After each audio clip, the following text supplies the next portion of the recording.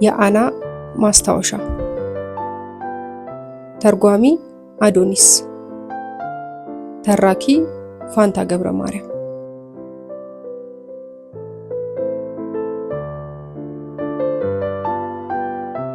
ማክሰኞ ግንቦት 16 1944 ውድ ኪቲ በምስጢራዊ ቤት ውስጥ የሚካሄዱትን ንትርኮች መስማት አልናፈቀሽ?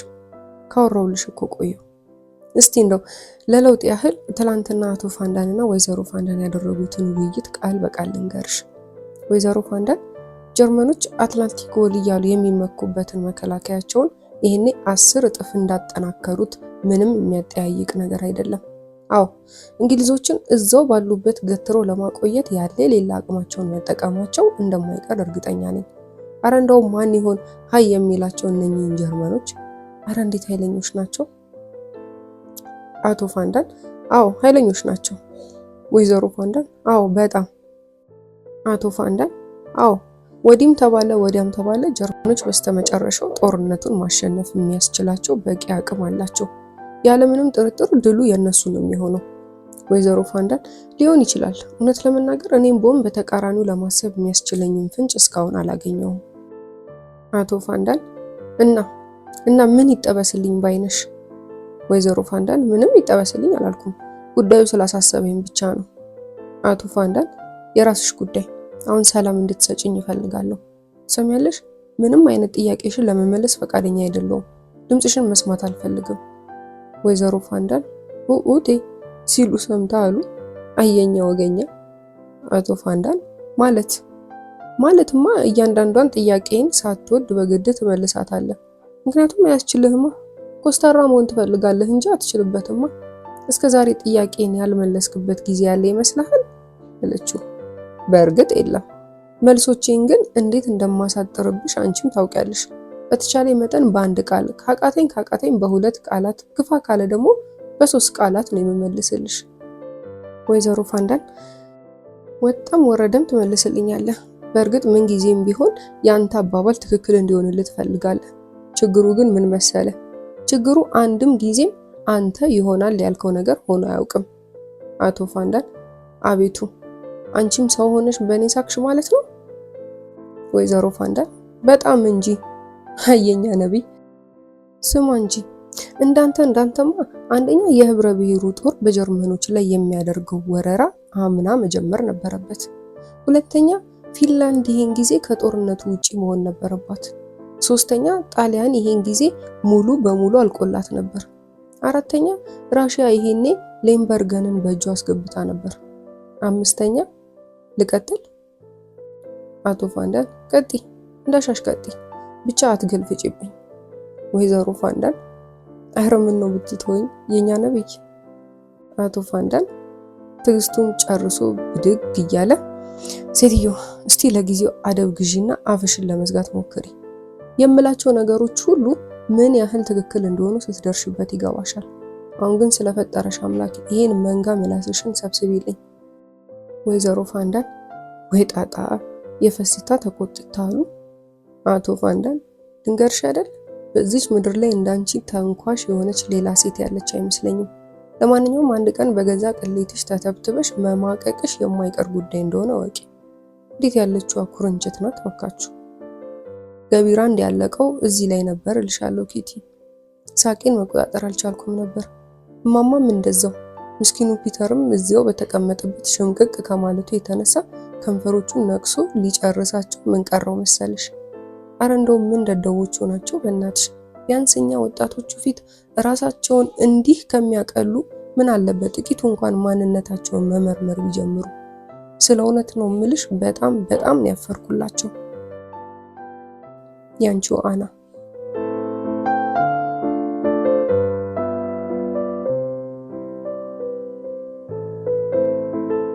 አርብ ግንቦት 1944 ውድ ኪቲ ትላንትና እኔን አያርግሽ የመጨረሻ ከሰው በታች ሆኜ ነበር ያሳለፍኩት። በህመም ላይ ህመም፣ ማንበብ የለ መጻፍ የለ እየተገላበጥኩ ብቻ። ይታይሽ እንግዲህ አና እንደዚህ ሆና። የእሁድ ቁርጠቱን ታዩና ምን ያልሆንኩት ነገር ነበር መሰለሽ? ደግነቱ ዛሬ በጣም ተሽሎኛል። ረሃቡ ግን ሊገለኝ ነው ኪትዬ። በዚህ ላይ የዛሬ እራታችን ያ ለጉዱ ያስጠላኝ ቦለቄ የሚባል ቀፋፊ ነገር ነው። ጫፉን ከምነካው 10 እጅ ራቡ ይሻለኛል። ከፒተር ጋር በጣም ጥሩ ቆይታ ላይ ነው ያለነው ልልሽ እችላለሁ። ምስኪኑ ልጅ ለካ ከኔም በላይ ፍቅር የጠማው ነበረልሽ። እንዴት እንደሚያሳዝን ባየሹ። ሁሌ ማታ ማታ አብረን ቆይተን ልንለያይ ስንል እንሳሳማለን። ታዲያ እንዴት እንደሚርበተበትና ፊቱ እንደሚቀላ አትጠይቂኝ። ገና ለመጀመሪያ ጊዜ ከንፈሬን የቀመሰ ነው የሚመስለው። ቻው ብሎኝ ሊወጣ ነው ስል እዛው እንደቆመ በአፉ ሳይሆን በሚቁለጨለጩ አይኖቹ እንደገና እንድንሳሳም ይለምነኛል። አንዳንዴ ምን እንደማስብ ታውቂያለሽ? የጠፋው ወንድመቱ ማለትም ሞሺን በሚገባ ተክቼለት ይሆን ወይ እላለሁ። ለማንኛውም ለብዙ ጊዜ እንዲሆን ስመኘው የነበረው አንድ ነገር እውን ሆኖልኛልና ብዙ የሚያሳስበኝ ነገር የለም። አዎ አሁን ፒተርም አንዲት ከልቧ የምታፈቅረው ልጅ እንዳለች ስለሚያውቅ በጣም ደስተኛ ነው። ይህን ማየቴ ብቻ ይበቃኛል። ብቻዬን ስማቅቅ የኖርኩበትን ያንን የጨለማና የመከራ ጊዜ ያለ ማንም ረዳት ባደረኩት አሳር አስቆጣሪ ትግል በድል ከተወጣሁት በኋላ ነገሮች በአብዛኛው በቁጥጥሬ ስር ውለዋል ልልሽ እችላለሁ። ይህ ማለት ግን ፍቅሬም ቀዝቅዟል ማለት አይደለም። በጭራሽ ፍቅሬ እንኳን ፍንክች ያለ አይመስለኝም። አዎ ፒተርን አሁንም ነፍሴ እስክትወጣ ነው የምወደው። በእርግጥ አንድ የማልክድሽ ነገር አለ። የውስጠኛውን ማንነቴን አና ቁጥር 2ን ማለት ነው እንደገና እጅግ በተጠናከረ ግንብ ውስጥ ከርችሜበት በአና ቁጥር 1 ብቻ ነው የማጫውተው።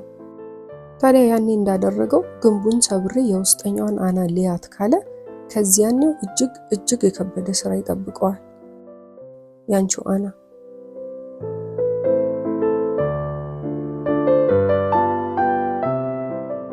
ሰኞ ግንቦት 22 1944። ውድ ኪቲ፣ ግንቦት 22 አባባና ወይዘሮ ፋንዳን የወረራውን መጀመር በሚመለከት ተወራርደው ነበር። አባባ ለውርርዱ አስይዞት የነበረው 5 ብልቃጥ እርጎ ተበላ። ወረራውም አሁን አልተጀመረም። ያለምንም ማጋነን መላው አምስተርዳም፣ መላው ሆላንድ፣ በአጠቃላይ መላው የአውሮ ዌስት ኮስት ማለትም እስከ ስፔን ድረስ ቀንና ሌሊት ስለ ወረራው ይወራል፣ ይከራከራል፣ ይነታረካል፣ ይወራረዳል፣ በተስፋም ይጠብቃል። ውጥረቱ ከሮ ወደ መበጠሻው እየሮጠ ነው። ጥሩዎች የምንላቸው ሆላንዳውያን ሁሉ ለእንግሊዝ የነበራቸውን ታማኝነት ጠብቀው ቆይተዋል ማለት አይቻልም። እንግሊዝ ከመጠን በላይ ጉሯን እየነፋችበት ያለውን የረቀቀ የጦር ስትራቴጂ ሁሉም ሰው አምኖ ተቀብሎታል ማለትም አይቻልም በጭራሽ። አሁን ሁሉም ሰው የሚፈልገው እስከዛሬ ሲለፈልፍለትና በጉጉት ሲጠብቅ የቆየውን ነገር በተግባር ማየት ነው። ለገዛ ሀገራቸውና ለገዛ ሕዝባቸው ደህንነት መሆኑ እንኳን የሚገነዘብ ማንም የለም። ሁሉም ሰው የሚያስበው እንግሊዞች በተቻላቸው ፍጥነት ሆላንድን ከሂትለር እሳት የማዳን ኃላፊነት እንዳለባቸው ነው። እንደው ስለ እውነት እንነጋገር ከተባለ እንግሊዞች ስለኛ ምን ግዴታ አለባቸው? ሆላንዳውያንስ ከእንግሊዝ ይህን ያህል ቸር ውለታ ለመጠበቅ ምን ምክንያት አላቸው? ሆላንዳውያን ትልቅ ስህተት ውስጥ ነው ያሉት። እንግሊዞች ድብቅ ዓላማቸውና አስመሳይነታቸው እንዳለ ሆኖ ከሌሎቹ ሀገሮች በተለየ የሚያስወቅሳቸው ምንም ነገር አለ ብዬ አላምንም። የተቀሩትም ማለትም አሁን በጀርመን ቁጥጥር ስር ያሉ ሀገሮች ሁሉ ከትንሽ እስከ ትልቅ የዛኑ ያህል ተወቃሾች ናቸው።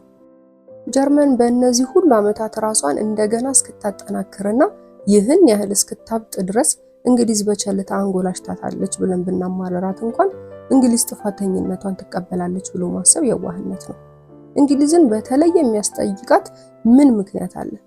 ሌሎች ሀገሮች በተለይ ደግሞ ጀርመንን የሚያዋስኗት እንደዚያውም ከማንጎላጀቱም ድብን ብለው ተኝተው ነው ያሉት። አዎ ሰጎን ከአቅሟ በላይ የሆነ አደጋ ሲመጣባት አናቷን አሸዋ ውስጥ ትቀብራለች። አላየውም ለማለት የሰጎንንም ፖሊሲ እንጠቀም ካልን የትም ልንደርስ አንችልም። አሁን እንግሊዝም ሆነች የተቀረው ዓለም ይህን እውነታ ሳይወዱ በግዳቸው አይተውታል። ለዚህም ነው እያንዳንዱ ሀገር እንግሊዝንም ጨምሮ ማለት ነው አንድ በአንድ በየራሱ ጊዜ ከባድ መስዋዕትነት ማድረግ የማይቀርለት። አንድ የማይካድ ሀቅ አለ። ማንም ሀገር ያለ በቂ ምክንያት ዜጎቹን አሳልፎ መስዋዕት አያደርግም፣ በተለይ ደግሞ ለሌላ ሀገር ጥቅም ሲል። ስለዚህ እንግሊዝም በምንም አይነት ይህን አታደርግም ማለት ነው። በእርግጥ ወረራው መቼም ይሁን መች አንድ ቀን ነፃነትን አስከትሎ መምጣቱ የማይቀር ነው።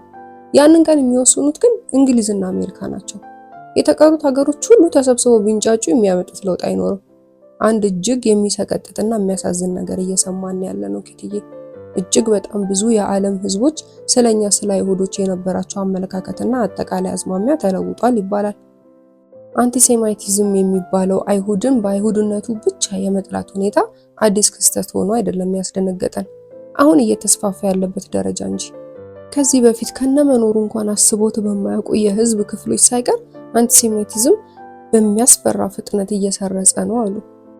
እስኪ ታይሽ ኪቲ፣ እጣ ፋንታሽ ሁኚ ባለሽ ዝርያ ምክንያት ውጉዝ ከማሪዎስ ስትሆኚ። ይህ ዜና ሁላችንንም በጣም ነው የረበሸን። በእርግጥ አንቲሴማይቲዝምም ተባለ ሌላም ተባለ እኛ አይሁዶች በደፈናው መጠላታችን ምክንያታዊ ነው። እንደውም አንዳንዴ ሰብአዊም ነው ማለት ይቻላል። ጥሩ ግን አይደለም። ለምሳሌ ክርስቲያኖች አይሁዶችን የሚኮንኑባቸው የራሳቸው ምክንያት አሏቸው። ጥቂቶቹን ልንገርሽ። አይሁዶች ለጀርመኖች ምስጢራችንን አሳልፈው ይሰጡብናል ይላሉ። ክርስቲያኖችን በሚረዱ ላይ ከሃዲነትን በመፈጸም ለጀርመኖች አሳልፈው የሚሰጡብን አይሁዶች ናቸው ይላሉ። እጅግ ብዙ ክርስቲያኖች እንደ ከዚህ በፊቶቹ ወገኖቻቸው ሁሉ ለማሰብ እንኳን ለሚዘገንነው የቁም ስቃያቸውና ገሃነማዊ ለሆነው የመጨረሻ ዕጣቸው የተዳረጉት በአይሁዶች አማካኝነትና ተባባሪነት ነው ይላሉ። ይህ ሁሉ እውነት ነው። ነገር ግን ማንም ቢሆን እነዚህን ነገሮች ከሁለቱም አቅጣጫ መመልከት መቻል አለበት። ክርስቲያኖቹስ በእኛ ቦታ ቢሆኑ ከዚህ የተለየ ምን ማድረግ ይችሉ ነበር? ይህ ነው ትልቁ ጥያቄ ኪቲ። ጀርመኖች አንዴ በእጃቸው ግቢላቸው እንጂ እንኳንስ የምታውቂውን የማታውቂውን እንድትናዘዥ የማድረጊያ ብዙ ሰይጣናዊ መንገዶች አሏቸው። እንዴትስ አድርጎ ነው አንድ ሰው ክርስቲያንስ ሆነ አይሁድስ ሆነ አንዴ ስጋውንም ነፍሱንም ሙሉ በሙሉ በናዚዎች ምህረት የለሽ መዳፍ ውስጥ ከገባ በኋላ ሚስጥር ጠብቆ ሊቆይ የሚችለው? የዚህ አይነቱ መለኮታዊ ጽናት ከአንድ ተራ ሰው እንዴት ይጠበቃል? ይህ ፈጽሞ የማይሞከርና የማይቻል እንደሆነ ሁሉም ሲያውቃል። ታዲያ ለምንድን ነው ሰዎች ለማንም የሰው ልጅ የማይቻለውን ነገር ከኛ ከአይሁዶች የሚጠብቁብን? ሌላው ክፉኛ እያሳሰበን ያለው ነገር ደግሞ ምን መሰለሽ ኪትዬ፣ በህቡ እየተገናኙ የሚወያዩ የኛ ወገኖች እየተንሾካሾኩበት ያለ አንድ ጉዳይ አለ። ከዚህ በፊት ከጀርመን ሀገር ተሰደው ወደ ሆላንድ በመምጣት እዚህ ይኖሩ የነበሩና አሁን ፖላንድ ውስጥ በናዚ የማጎሪያ ካምፖች የሚገኙ ጀርመን አይሁዶች ከጦርነቱ በኋላ ወዲህ ወደ ሆላንድ እንዲመለሱ ላይፈቀድላቸው ይችላል ይባላል። ከዚህ በፊት የስደተኝነት መብታቸው ተጠብቆላቸው ነበር ሆላንድ ውስጥ በጥገኝነት የመኖር እድል ያገኙት። አሁን ግን ሂትለር በቁጥጥሩ ስር ያሉትን ሀገሮች ሁሉ ለቆ ወደ ጀርመን ከተመለሰ ጀርመን አይሁዶችም እንደገና ወደ ጀርመን የመመለስ ግዴታ ይጠበቅባቸዋል የሚል ጉምጉምታ በስፋት እየተሰራጨ ነው። አንድ ሰው ይህን ሲሰማ ቢያንስ አንድ ጥያቄ ማንሳቱ የግድ ነው። ለምንድን ነው ይሄን ሁሉ ጊዜ በዚህ አታካችና መራር ጦርነት ውስጥ ስንማስ የቆየ ነው? ሄዶ ውጤቱ ይሄ ነው ማለት ነው? ሌት ተቀን ስንሰማው ይኖር ነውና ሰምተንም አምነን የነበረው እኮ ይሄን አልነበረም። ተባብረን እየተዋጋን ያለነው ለነጻነት ለእውነትና ለሰው ልጆች መብት ነው እየተባለ ነበር እኮ ሲደሰኮርልን የከረመው። ገና ካሁኑ ገና ምኑንም ሳንይዘው ጦርነታችን መሃል መንገድ እንኳን ሳይደርስ አሁን ከመከራ ወጣን እያልን ትዕግስት አተን እየጠበቅን ባለንበት ሽኩቻ መሃላችን ገባ ማለት ነው። ቅራኔ መንገዳችን ላይ ቆመ ማለት ነው። ህዝብ አይሁድ እንደገና ወደ ቀድሞ ቦታው ሲማቅቅ ወደ ነበረበት የህይወት አዛባ ወደ ጥልቁ ሊወረወር ግድ ሆነ ማለት ነው። ያሳዝናል። በጣም ያሳዝናል። አዎ በእያንዳንዳችን አእምሮ ውስጥ ተሰንቅሮ ያለው ያ ዘመን ያስቆጠረ አባባል እንደገና ለሚሊዮነኛ ጊዜ እውነቱ ሲረጋገጥ ማየት ከምንም በላይ ያሳዝናል። አንድ ክርስቲያን ለሰራው ነገር ተጠያቂው እሱ ራሱ ይሆናል። አንድ አይሁድ ስለሰራው ነገር ኃላፊነቱ በመላው አይሁድ ጫንቃ ላይ ያርፋል። ጉደኝቷ ዓለማችን ፍርደ ገምደልነትን እስከ ምን ድረስ ልታስተናግደው እንደምትችል ይታይሻል ኪቲ። ስለ እውነት ለመናገር ከምንም በላይ ሊገባኝ ያልቻለው ነገር በጥሩነታቸው፣ በሐቀኝነታቸው፣ በማህተበ ጠንካራነታቸው የምናውቃቸው ሆላንዳውያን እንኳን ያው እንደሌሎቹ ሁሉ በእኛው መፍረዳቸው ነው። የትኛውም የዓለም ህዝብ የማያውቀው አይነት የግፍ ቀንበር ተሸክመን የኖርነው ከማንም ፍጡር በላይ መከረኛ የሆነው ምናልባትም ከየትኛውም ህዝብ በላይ ሊታዘንልን የሚገባው እኛ አይሁዶች እንዴት እንዲህ ልንፈረጅ እንደበቃን መቼም ሊገባኝ የማይችል እንቆቅልሽ ነው። አሁን የምመኘውና ይሆናል ብዬም ተስፋ የማደርገው አንድ ነገር ብቻ ነው። ይኸውም ምን መሰለሽ ኪቲ፣ የመላው ዓለም ሀገራት በተለይም ሆላንዶች ከእንቅልፋቸው እንደሚነቁና አይናቸውን እንደሚገልጡ፣ ማለትም ይህ አይሁዶችን በአይሁድነታቸው ብቻ በጭፍኑ የመጥላት አባዜ ጊዜውን ጠብቆ የሚያልፍ ክስተት እንደሚሆንና ደጎቹ ሆላንዳውያን ትክክለኛ ማንነታቸውን እንደሚያሳዩ፣ ስለ ፍትህ የነበራቸው ያልተዛባ አቋምም ጠብቀው እንደሚቆዩ፣ ምክንያቱም አንቲሴማይቲዝም የበደል ሁሉ በደል ነው እና እንዳልኩሽ ኪትዬ ይህ ውስጥ ለውስጥ እየተናፈሰ ያለው አስፈሪ ነገር ቀኑ ደርሶ እውን ሆለ ማለት በዚህም በዚያም ብለው ከጥፋቱ እሳት ራሳቸውን ያተረፉና በየስርቻው ተወትፎ የሚገኙ ጥቂት አይሁዶች ሆላንድን ለቀው መሄዳቸው ግድ ይሆናል ማለት ነው። እኛም የምስጢራዊ ቤተሰቦች የተራረፈች ኮተታችንን ሸካክፈን ይቺን ውብ ሀገር ይቺን በፍቅር ተቀበላን በፍቅር ስታስተናግደን የኖረችውንና አሁን ድንገት ፊቷን ያዞረችብንን ውቢቷን ሆላንድ እስከ ወዲያኛው መሰናበታችን ግድ ይሆናል ማለት ነው። ኪትዬ ሆላንድን ልገልጽልሽ ከምችለው በላይ ነው የማፈቅራት። የራሴ የምለው ሀገር የሌለኝ እንደመሆኔ አንድ ቀን ሆላንድ እናት ሀገሬ ትሆንልኝ ይሆናል የሚል ጥልቅ ምኞት ነበረኝ። የሆነ ሆኖ አሁንም ቢሆን አንድ ቀን ይህ ምኞቴ እውን እንደሚሆን ተስፋ አለኝ። ያንቺው አና። ሐሙስ ግንቦት 25 1944። ውድ ኪቲ፣ መቼም በየቀኑ አዲስ ነገር መከሰቱ አይቀርም። ዛሬ ጠዋት ያ ምግባችንን የሚያቀርብልን ባለ ግሮሰሪ በናዚዎች ተያዘ። ለምን አትይኝ? በቤቱ ውስጥ 2 አይሁዶች ደብቆ እየቀለበ መሆኑ ስለተደረሰበት። እንዴት ያስደነገጠን ጉዳይ እንደሆነ አትጠይቅኝ። ወደ ምድራዊ ገሃነም ለሚወሰዱት 2 አይሁዶች ብቻ እንዳይመስልሽ ያዘን ነው። ሆላንዳዊ ባለ ግሮሰሪም የሚጠብቀው ዕጣ ከአይሁዶች የተለየ አይሆንም። እንደውም ባይብስ። ምክንያቱም እንደ አይሁዶች ወዲያውን የመገደል እድል አያገኝም። ሌሎች ሚስጥሮች ያወጣል በሚል የቁም ሲኦሉን ካሳዩት በኋላ ነው ወደ እቶናቸው የሚወረውሩት። ዓለም ቅጥ አምባሯ ጠፍቷል። የነበረው ሁሉ እንዳልነበር እየሆነ ነው። ለምድር ለሰማይ የከበዱ ይባሉ የነበሩ ሰዎች በየጊዜው ወደ ማጎሪያ ጣቢያዎች፣ ወደ እስር ቤቶች፣ ወደ ብቸኛ የግዞት ቦታዎችና እንዲሁም ወደማይታወቁ ስፍራዎች በገፍ እየተጓዙ ነው። አሁን ሀገሪቱን እያስተዳደሩ ያሉት ድሮ እዚህ ግቡ የማይባሉ ርዝራዞች ናቸው። እያንዳንዱ ሰው የሚወድቅበት ወጥመድ የተለያየ ነው። አንዱ ጥቁር ገበያ በሚባለው ነገር ላይ እጁን አስገብቷል ተብሎ ይያዛል። ሌላው አይሁዶችን ወይም ደግሞ በተመሳሳይ ሁኔታ ከናዚዎች ራሳቸውን ለመደበቅ የተገደዱ ሌሎች ዜጎችን ረድቷል ተብሎ ይያዛል። ብቻ የናዚ አባል ያልሆነ ማንኛውም ሰው ከዛሬ ነገ ምን ሊገጥመው እንደሚችል አያውቅም። የዚህ ባለ ግሮሰሪ መያዝ ግን እኛን ምን ያህል ሊጎዳን እንደሚችል መገመት የሚሳንሽ አይመስለኝም ኪቲ። አሁንም ያለን ብቸኛ አማራጭ አመጋገባችንን የበለጠ መቀነስ ነው። ይህንን በምን መልኩ ማድረግ እንደምንችል ከተወያየን በኋላ የተስማማንበትን ነገር ልንገርሽ። ለነገሩ እምብዛም የሚያመጣው ፋይዳ ያለ አይመስለኝም። እማማ ቁርስ ብሎ ነገር ከናካቴው መቅረት እንዳለበት ያቀረበችው ሐሳብ ያለምንም ተቃውሞ ጸደቀ። በተረፈ ምሳ ቁራሽ ዳቦ በመረቅ፣ እራት ቅቅል ድንች፣ ከተቻለ ደግሞ በሳምንት አንዴ ወይ 2 ጎመን አሊያም የተገኘው አይነት የቅጠላ ቅጠል ዘር። ከዚህ ውጪ ማሰብ በቁም የመቃዠት ያህል ነው። ረሃብ ይብሱኑ ሊፈነጭብን ነው ኪትዬ። ይሁን እንጂ ምንም ነገር በናዚዎች እጅ ከመውደቅ ይሻላል። ያንቺው አና።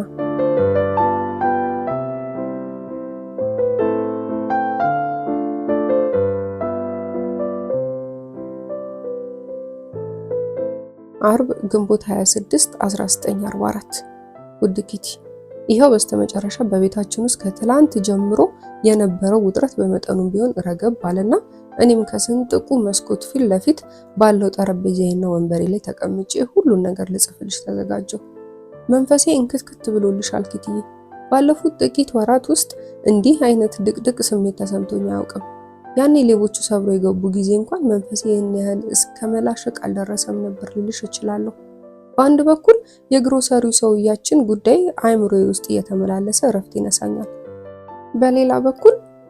በሌላ በኩልማ ስንቱን ልንገርሽ። በቤታችን ውስጥ ነጥብ በነጥብ እየተጠለጠለ ሲወራ ውሎ ሲወራ የሚያመሸውና በመላው ዓለም the Jewish question የሚለው የኛ የአይሁዶች ጉዳይ የወረራው መዘግየት፣ የምግባችን እየከረፋ መሄድ፣ እያንዳንዳችን የነገሰብን አጠቃላይ ውጥረት፣ በእያንዳንዱ የመደበቂያ ቤታችን ነዋሪ ላይ የሚታየው አሳዛኝ ገጽታ፣ በፒተር የተበሳጨውበት ጉዳይ ወዘተ። ይህ እንግዲህ ጥቁሩ መሆኑ ነው። ታዲያ ከዚሁ ጋር በየጣልቃው ነጩም ውልብ እያለልኝ ያልፋል።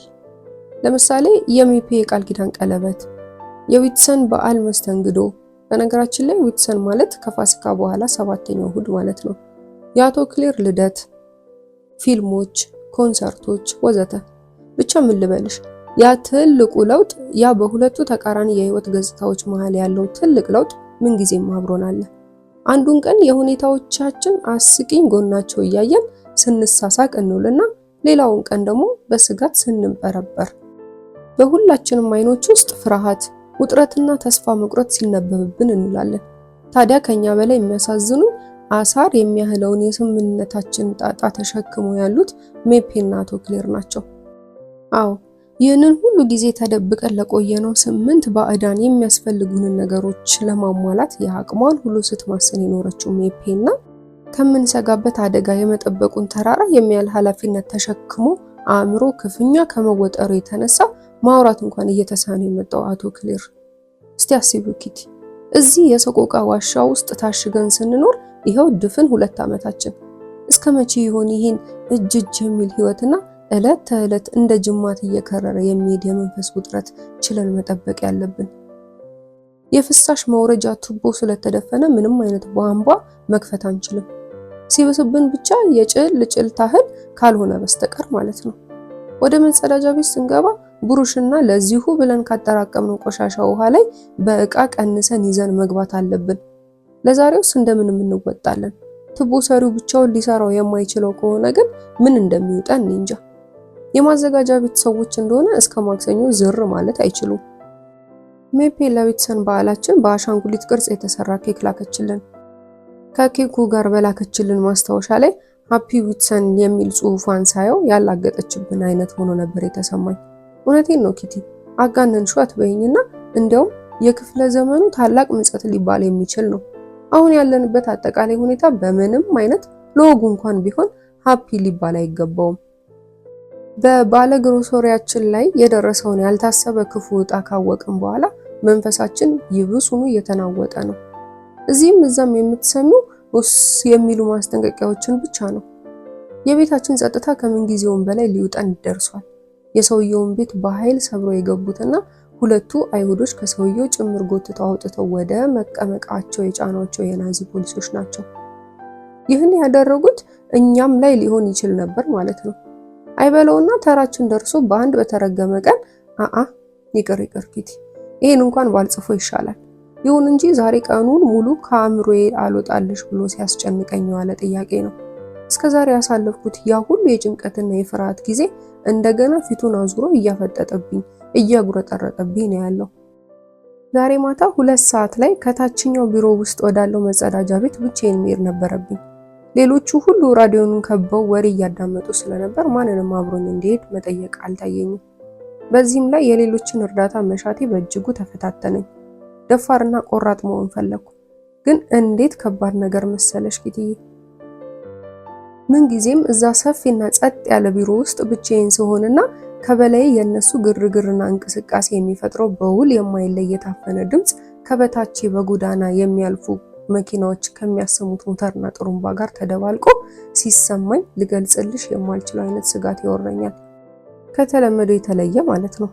አሁንም እዚህ ቦታ ሆኜ ስለ ሁኔታዎች ማሰብ ከጀመርኩ ሰውነቴን ከላይ እስከ ታች እንደማንቀጥቀጥ ስለሚያደርገኝ የመጣውበትን ጉዳይ ቶሎ ጨራርሼ ወደ ላይ መመለስ ነበረብኝ። ደግሜ ደጋግሜ ራሴን እየጠየኩት ያለሁት አንድ ነገር አለ። ቀድሞ ነገር ወደዚህ የመደበቂያ ስፍራ ባንመጣ ምን ነበረበት? ይህን ሁሉ ጊዜ በዚህ ሁሉ ስቃይና መከራ ውስጥ ከማለፍ እንደ ሌሎች ወገኖቻችን ሁሉ ሞተን ብንገላገል አይሻልም ነበር? በተለይ ደግሞ እነኚህን ደግ ረዳቶቻችንም ያለ እዳቸው እዚያ አደጋ ውስጥ ባልዘፈቅናቸው ነበር። ግን ደግሞ እንደዚህ አይነት ሐሳቦች ከስንት አንዴ ውል በሚሉብን ጊዜ እንኳን ልንጋፈጣቸው አንፈልግም። ሆነ ብለን እናፈገፍጋለን። ምን ይደረግ ኪቲ፣ አሁንም ቢሆን ገና ህይወት ማፍቀራችንን አላቆምንማ። አሁንም ገና ያንን የተፈጥሮን ምትሃታዊና ረቂቅ ድምጽ አንረሳውማ። አሁንም ገና ስለ ሁሉም ነገር ተስፋ እናደርጋለና ሰዎች ነና ኪቲ። ብቻ በቅርቡ አንድ ነገር በሆነ መጨረሻው ቶሎ በመጣ ግድያም ቢሆን ግድ ያለኝ እንዳይመስልሽ ኪቲ። ብቻ የሚሆነው ሆኖ መጨረሻችንን ቶሎ ባወቅ ነው። ምንም ቢሆን ከዚህ አይብስም። ያንቺው አና።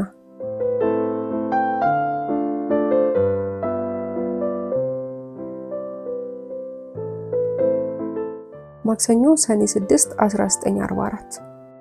ውድ ኪቲ ዲስ ኢዝ ዲ ዴይ ሲል የቢቢሲ ሬዲዮ ለመላው ዓለም አበሰረ።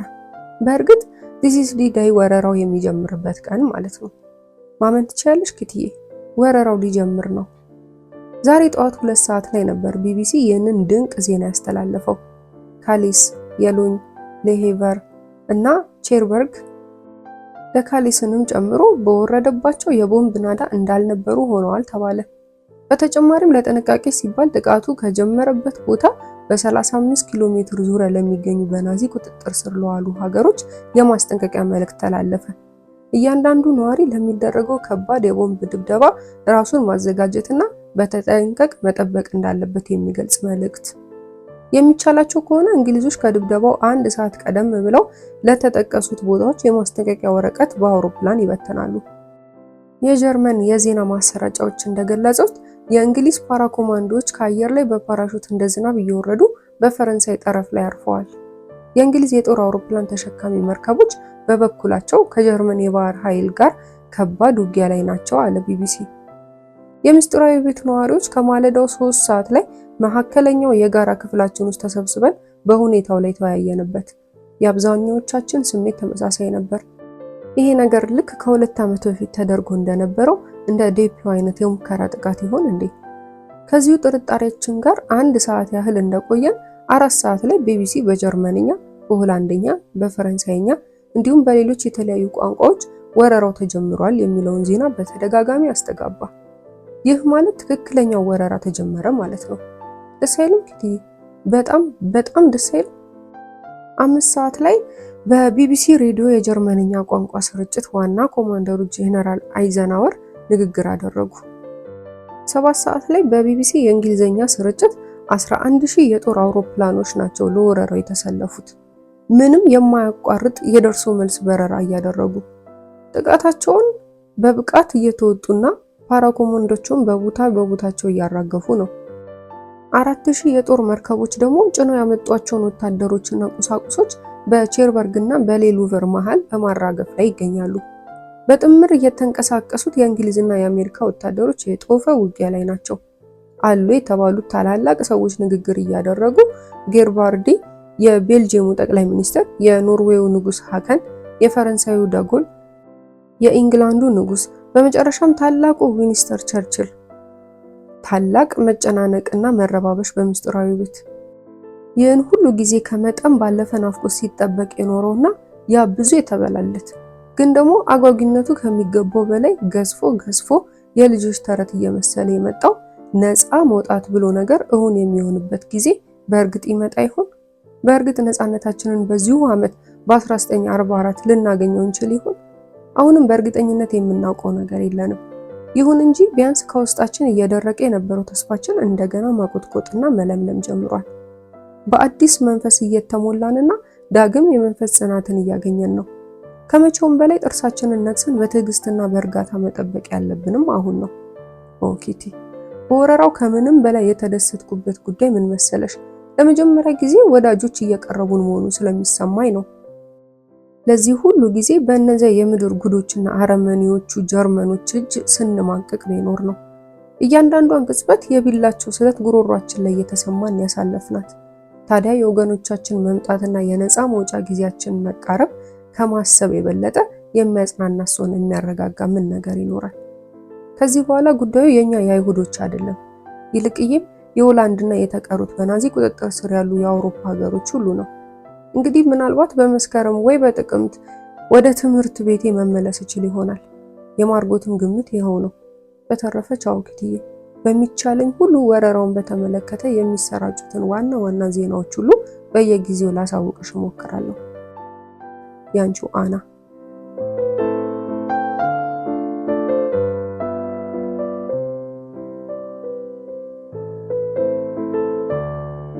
አርብ ሰኔ 9 1944። ውድ ኪቲ፣ የወረራው ታላላቅ ዜናዎች እነኚህልሽ። የህብረ ብሔሩ ጦር ሰራዊቶች በፈረንሳይ ጠረፍ የምትገኘዋን ባዩ የምትባል አነስተኛ መንደር ከያዙ በኋላ ወደ ኬን እየገሰገሱ ነው። አካሄዳቸው ቼርበርግ የምትገኝበትን ባህረ ሰላጤ ሙሉ በሙሉ ለመቁረጥ ይመስላል። በየምሽቱ የጦር ሜዳው ቃል አቀባዮች የውጊያውን ዜናዎች እየዘገቡ ሰራዊቱ በየጊዜው የሚገጥሙትን ችግሮችና እነኚሁኑ የሚወጣበትን ወኔና ጽናት ይገልጹልናል። በጣም ድንቅና አልፎ አልፎም ጨርሶ ለማመን የሚያዳግቱ ታሪኮች ነው የሚነግሩን።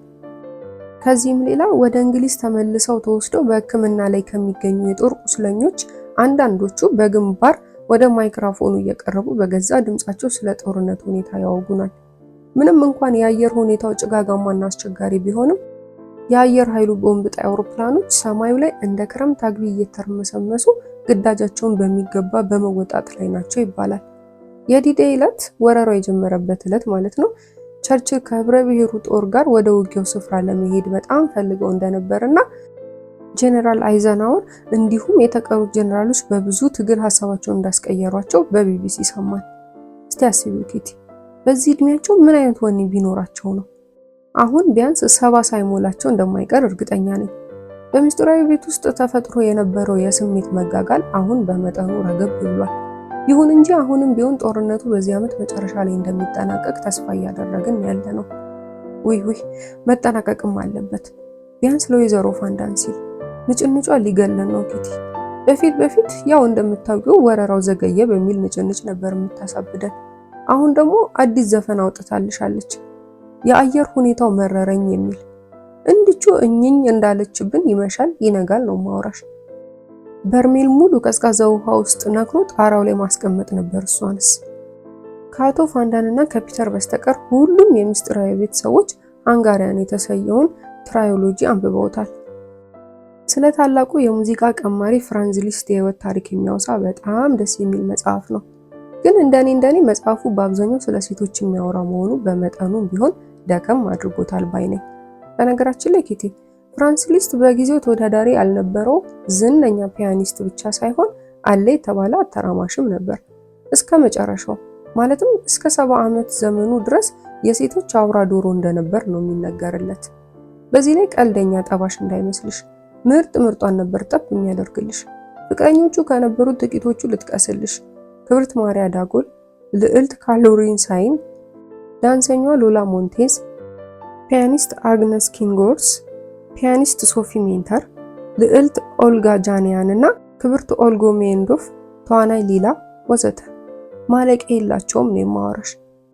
መጽሐፉ ስለ ሙዚቃና ስለ ስዕል ጥበብ የሚያወራባቸው ክፍሎች ይልቅ በጣም ደስ ይላሉ። በእነዚህ የመጽሐፎች ክፍሎች እነማን ተጠቅልለዋል መሰለሽ?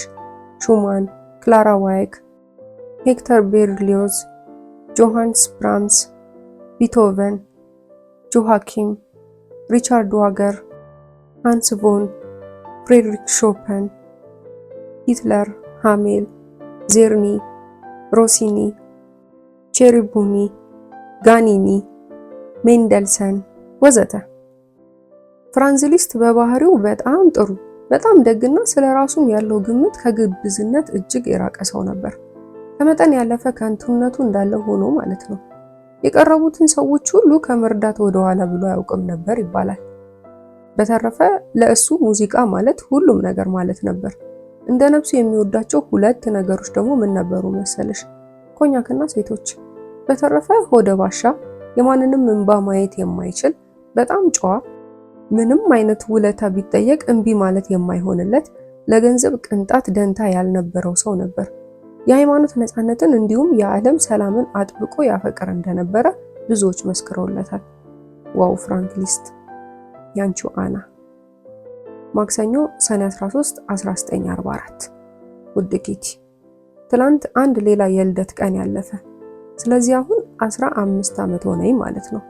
በስጦታ ተንበሽብሼ ነበር ነው ማውራሽ። የስፕሪንገርን ሂስትሪ ኦፍ አርት የተሰኘ መጽሐፍ 5ቱንም ቮሊዩሞች፣ የእጅ ማረብ፣ 2 ብልቃጥ እርጎ፣ 1 ብልቃጥ ማርማራት፣ 1 ባለቅመም የጂንጀር ብሬድ ኬክ፣ 1 የስነ እጽዋት መጽሐፍ። እንግዲህ ይህ ሁሉ ከእማማና ከአባባ መሆኑ ነው። ከዛ ሳቲኒም፣ ከዛማ 2 ሸዋሊያ ከማርጎት፣ 1 መጽሐፍ ከፋንዳዎች፣ 1 ፓኬት ሽምብራ ከአቶ ዱሴል ከገዛ ድርሻው ላይ ማለት ነው። ከረሜላዎችና ደብተሮች ከሜፔ፣ ከሁሉም በላይ የተደሰትኩበትን ማሪያ ትሬዛ የተሰኘ መጽሐፍና 3 ቁጥር ባለሙሉ ክሬም ቺዝ ከአቶ ክሌር፣ እንዲሁም በጣም የሚያምር የአበባ እቅፍ ከፒተር። ምን ትፈልጋለሽ ታዲያ? ከዚህ በላይ መንበሽበሽ አለ? ምስኪን ፒተር። ከሁላቸውም የተሻለ ስጦታ ሊያበረክትልኝ ያልጣረው ጥረት ያለ እንዳይመስልሽ፣ አልሆንልህ አለው እንጂ።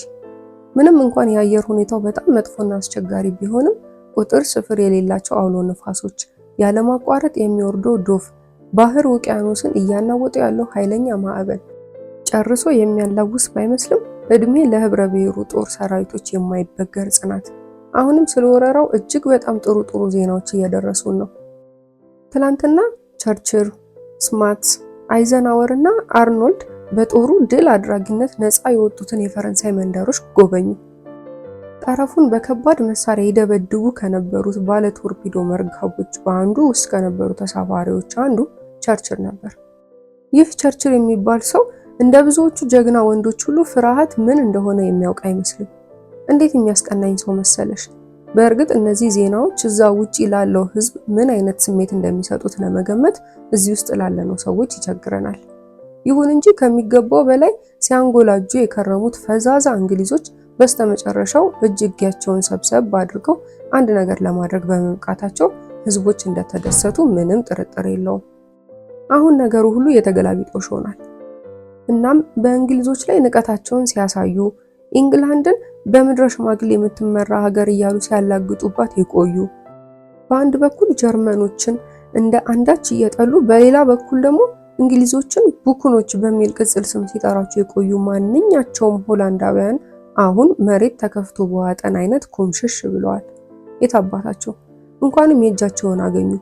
ቢያንስ ከዚህ በኋላ በዚህ ጮማ በደፈነው አእምሯቸው የመጣላቸውን ሁሉ እንዳሻቸው ከመንዛታቸው በፊት ሁለቴ ማሰብ ይጀምሩ ይሆናል። ያልነገርኩሽ ነገር ኪትዬ፣ ከ2 ወራት በላይ ለሚሆን ጊዜ ፔሬድ ተቋርጦብኝ ነበር። ይመስገን ነው ባለፈው ቅዳሜ እንደገና መጣልኝ። ይገርምሻል፣ ይሄ ነገር ምንም ደስ የማያሰኝና የማይመች እንዳልሆነ ሁሉ የቀረብኝ ጊዜ እንዴት እንደጨነቀኝና አሁን ተመልሶ ሲመጣልኝ እንዴት ደስ እንዳለኝ አትጠይቂኝ። ያንቺው አና። ረቡዕ ሰኔ 14 1944።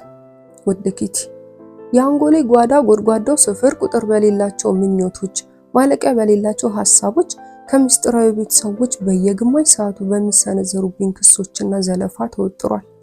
በምንም አይነት እነዚህ ሰዎች የሚያስቡትን ያህል ግብዝና ጉረኛ እንዳልሆንኩ እርግጠኛ ነኝ። እያንዳንዷን ስህተቴን፣ እያንዳንዷን እንከኔን ማንም ከሚያውቃት በላይ አውቃታለሁ። ለውጡ ያለው የቱ ጋር መሰለሽ ኪቲ? ችግር እንዳለብኝ ብቻ ሳይሆን የማውቀው ራሴን ማሻሻል እንደምፈልግ መፈለግ ብቻ ሳይሆን በእርግጠኝነት እንደማሻሻል እስካሁንም እጅግ ብዙ እንዳሻሻልኩኝ ጭምር አውቃለሁ። ታዲያ ለምንድን ነው እያልኩ ብዙ ጊዜ ራሴን እጠይቃለሁ። ለምንድን ነው ሁሉም የምስጢራዊ ቤት ሰው ከሚገባው በላይ ፈጣጣና ሁሉን አዋቂ አድርጎ የሚያስበኝ? አሁን ማን ይሙት እኔ ሁሉን አዋቂ ነኝ የምል ሰው ነኝ? ወይስ በእርግጥም ሁሉን አዋቂ ስለሆንኩኝና ምናልባት እነሱ ደግሞ እንደዛ ስላልሆኑ ይሆን? እውነቴን ነው የምልሽ ኪቲ፣ በጣም የሚገርመኝ ነገር ነው። ለምሳሌ ማንኛውም የምስጢራዊ ቤት አባል ወይዘሮ ፋንዳን አላዋቂ ሴት እንደሆነች በሚገባ ያውቃል። እኔ ደግሞ በጥሬ ቃሉ ደደብ ናት ነው የምለው። ደደብ ሰዎች ደግሞ ሌሎች ከነሱ የተሻሉ ሆነው ሲገኙ ጥሩ አይሰማቸውም። ወይዘሮ ፋንዳን እኔን እንደ ደደብ የምትቆጥረኝ ለምን መሰለሽ? የእሷን ያህል የእውቀት እጥረት ስለሌለብኝ። በቃ ይሄው ነው ምክንያቱ። አለው ባይ እንደሆንኩኝና ሁሉም ነገር ላይ ቀደም እንደምል አድርጋ የምትፈርጀኝ ራሷ የባሰባት አለው ባይ ስለሆነች ነው። ቀሚሶቼ ከሚገባው በላይ አጫጭር መስለው የሚታዩትም የራሷ ቀሚሶች የባሰውን አጭር ስለሆኑ ነው። እና ሁሉን አዋቂ ነኝ የምትል ጉረኛ የምመስላትም እሷ ራሷ ምንም በማታውቀው ጉዳይ ሁሉ ጥልቅ የምትልና ሌሎችን አላስወራ አላስተነፍስ በማለት መድረኩን ለብቻዋ ለመቆጣጠር የምትፈልግ ከእኔ 10 እጅ የባሰባት ሁሉን አዋቂ ነኝ ባይ ስለሆነች ነው። የሆነ ሆኖ አንድ በጣም የምወደው አባባል አለ፣ እሳት በሌለበት ጭስ ሊኖር አይችልም። እናም ሁሉን አዋቂነቴን ሙሉ በሙሉ ለመካድ አልደፍርም። እኔም በተመለከተ ዋናውና ፈታኙ ነገር ማንም ሰው ሊያርመኝም ሆነ ሊኮንነኝ ከሚችለው በላይ ራሴን የማርም የምኮንንና ከዚያም አልፌ ተርፌ ራሴን ሙልጭ አድርጌ የምሰድብ መሆኔ ነው። እውነታው ይህ ሆኖ ሳለ እማማ ልምከርሽ ብላ ማለቂያ የሌለው አቡነ ዘበሰማያቷን ስትደግምብኝ ምን ሊሰማኝ እንደሚችል ገምቺ። ከቁጥጥሬ ውጪ ሆናለሁ፣ እጮህባታለሁ። ትክክል ሆና ሳለች እንኳን ሆነ ብዬ እቃወማታለሁ፣ አስቀይማታለሁ። ከዛ እኔን ማንም ሰው አይገነዘበኝም ወደሚለው የተለመደ መጠለያዬ ተመልሼ እገባለሁ። እውነቴን ነው የምልሽ ኪትዬ፣ ይህ እኔን ማንም ሰው አይረዳኝም የሚለው ሐረግ ዳግም ላይወጣ አይነት ነው አንጎሌ ውስጥ ተተብትቦ የሚገኘው። የጅል ፈሊጥ እንደሆነ አውቃለሁ። ይሁን እንጂ ቢያንስ በተወሰነ ደረጃ እውነት አለው። አንዳንድ ጊዜማ ራሴን ከመጠን በላይ ከመውቀሴና ከመኮነኔ የተነሳ እንደገና ዞሬ የሚያጽናናኝ ሰው እስከ መሻት ደርሳለሁ። አዎ ኪቲ፣ ጥሩ ምክር ሊሰጠኝ የሚችል ትክክለኛ ማንነቴን ማውጣት እችል ዘንድ ሊረዳኝ የሚችል ሰው ባገኘው ብዬ ያልተመኘውበት ጊዜ የለም። ግን ምን ታደርጊዋለሽ? እስካሁን ማንንም ማግኘት አልቻልኩም። ይህን ስል ወዲያውኑ የሚመጣልሽ ጥያቄ ፒተርስ የሚል እንደሆነ ገምታለሁ። አለ አይደል ኪትዬ? ይኸውልሽ ነገሩ እንዲህ ነው። ፒተር የሚያፈቅረኝ እንደ ፍቅረኛ ሳይሆን እንደ ጓደኛ ነው። ግን ደግሞ በጣም እንደሚወደኝና ይኸው ፍቅሩን በየቀኑ እያደገ እንዳለ አውቃለሁ። ግን ሁለታችንንም ወደ ኋላ አንቆ የያዘን አንድ ምስጢራዊ ነገር አለ። ምንድነው ብለሽ እንዳትጠይቂኝ። ምክንያቱም እኔ ራሴ ገና ልፈታው ያልቻልኩት እንቆቅልሽ ነው። አንዳንዴ ለዚህ ልጅ ያለኝ ፍቅርና ናፍቆት እንዲሁ እያጋነንኩት ይሆን እንዴ የሚል ጥያቄ ውስጥ እገባለሁ። ግን ደግሞ ነገሩ እንደዛ እንዳልሆነ እርግጠኛ ነኝ።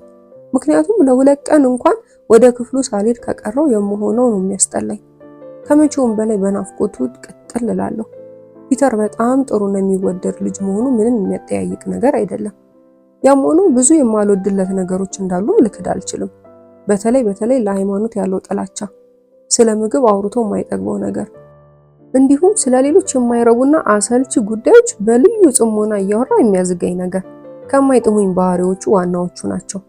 የሆነው ሆኖ አሁን እንደ በፊቱ ልንጨቃጨቅም ሆነ ልንጣላ እንደማንችል ሙሉ እምነት አለኝ።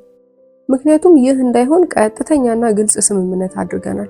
ስምምነቱንም ላለማፍረስ ቃል ተገባብተናል። ፒተር ሰላም ወዳድ ሰው ነው። ከዚህም በላይ በጣም ትዕግስተኛና ስለማንኛውም ነገር በቀላሉ የምታሳምኘው አይነት ሰው ነው። በተለይ እኔን ምን ያህል እንደሚታገሰኝ ልነግርሽ አልችልም። ያሻኝም ብለው በፍጹም አይከፋውም።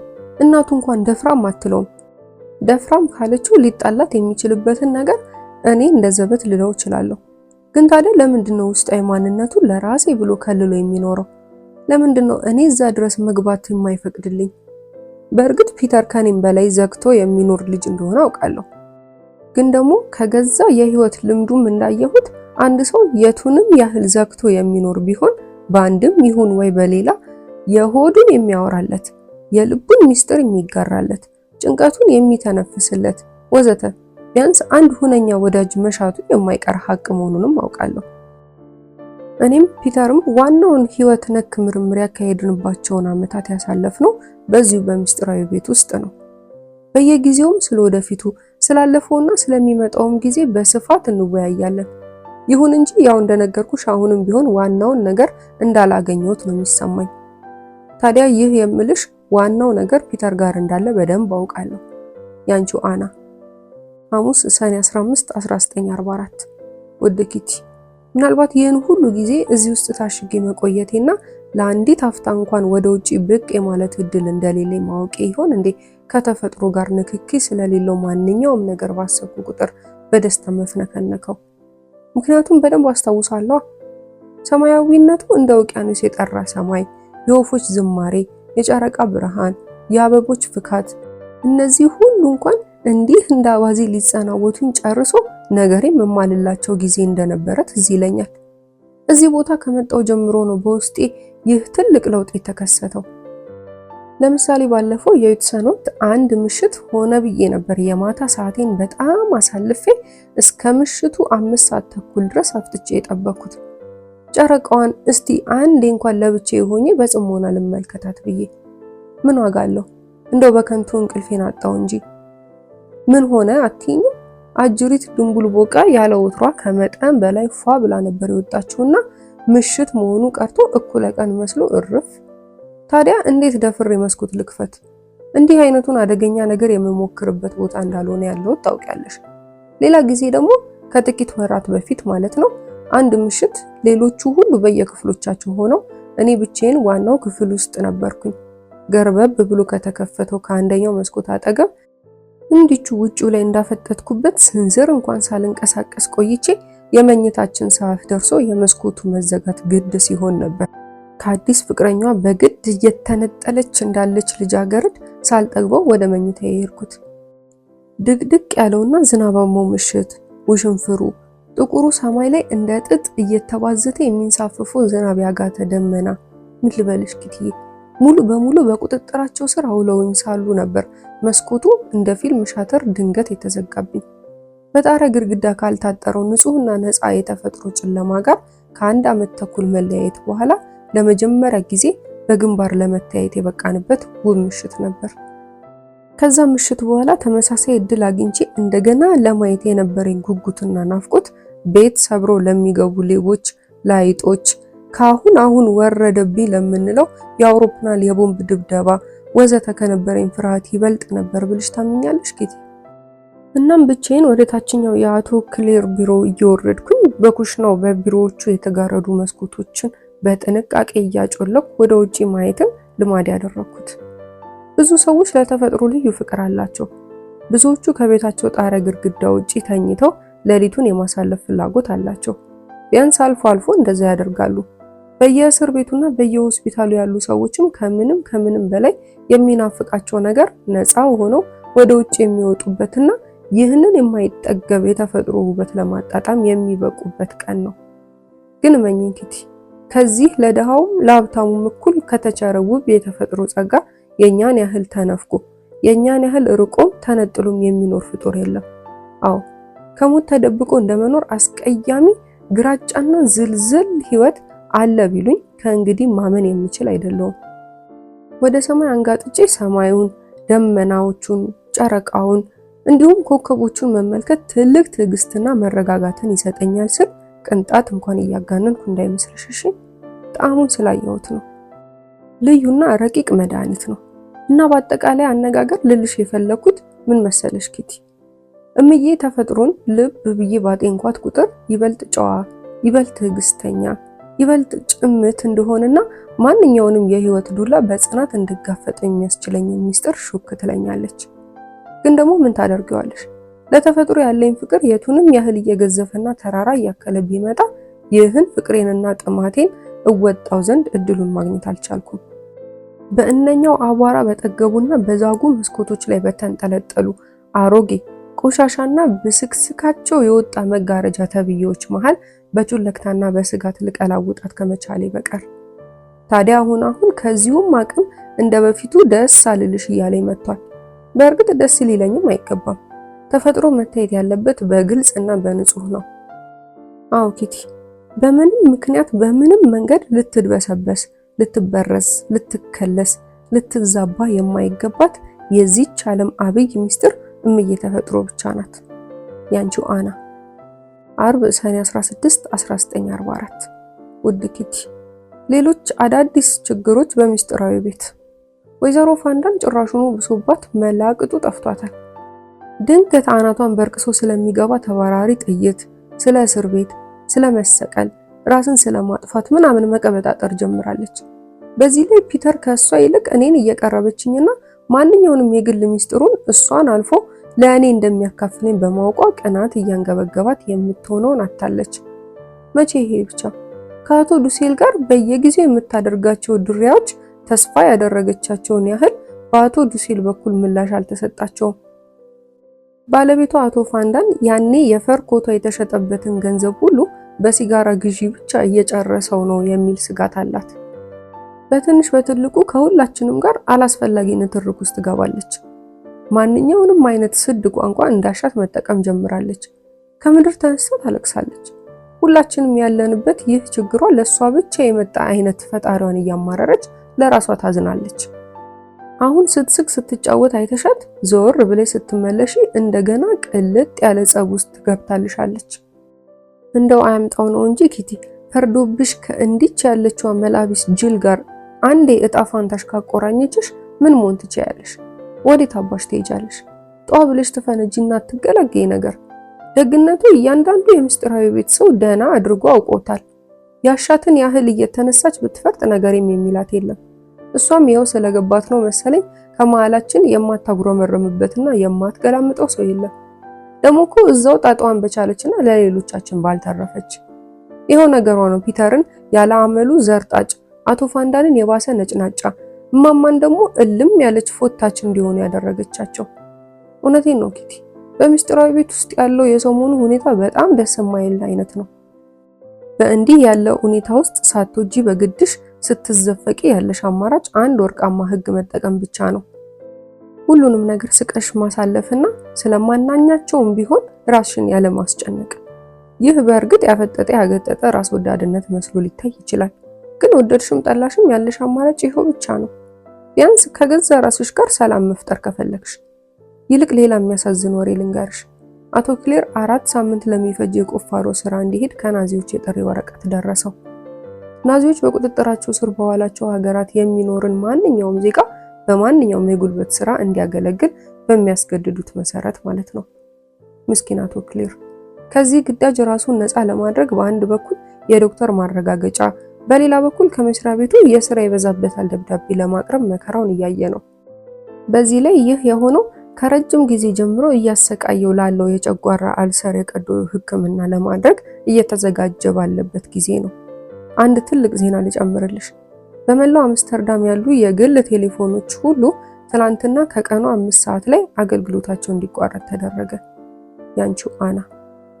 አርብ ሰኔ 23 1944። ውድ ኪቲ፣ በሚስጥራዊ ቤት ውስጥ ምንም አዲስ ነገር የለም ማለት ይቻላል። እንግሊዞች እጅግ ትልቅ የሚባለውን ጥቃታቸውን ቼርበርግ ላይ ጀምረዋል።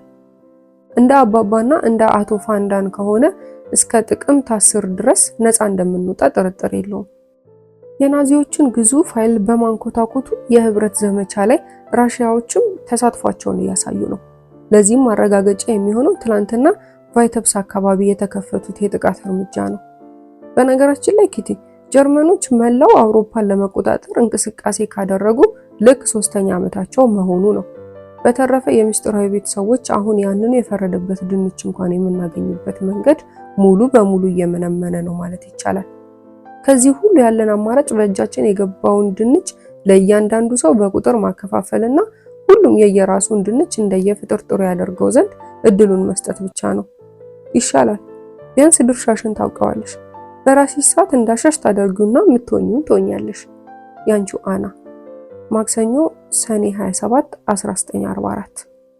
ከውዷም ውዷ ኪቲ። በምስጢራዊ ቤት ውስጥ የነበረው ድባብ ተለውጧል።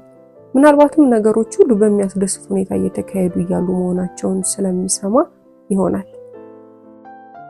ቼርበርግ፣ ቫይተብስ እንዲሁም ስሎቪን በዛሬው ዕለት በህብረ ብሔሩ ጦር ቁጥጥር ስር ዋሉ። ስፍር ቁጥር የሌላቸው የጀርመን ወታደሮች ከነስንቅና ትጥቃቸው ምርኮኛ ሆኑ። አሁን እንግሊዞች ወደብ ስላገኙ ያሻቸውን ሁሉ የመጫንና የማራገፍ ችግር አይኖርባቸውም ማለት ነው። አይገርምሽም? እንግሊዞች ወረራውን በጀመሩ በ3 ሳምንታት ጊዜ ውስጥ ብቻ ነው መላውን የኮቴንቲን የባህር ወሽመጥ መቆጣጠር የቻሉት።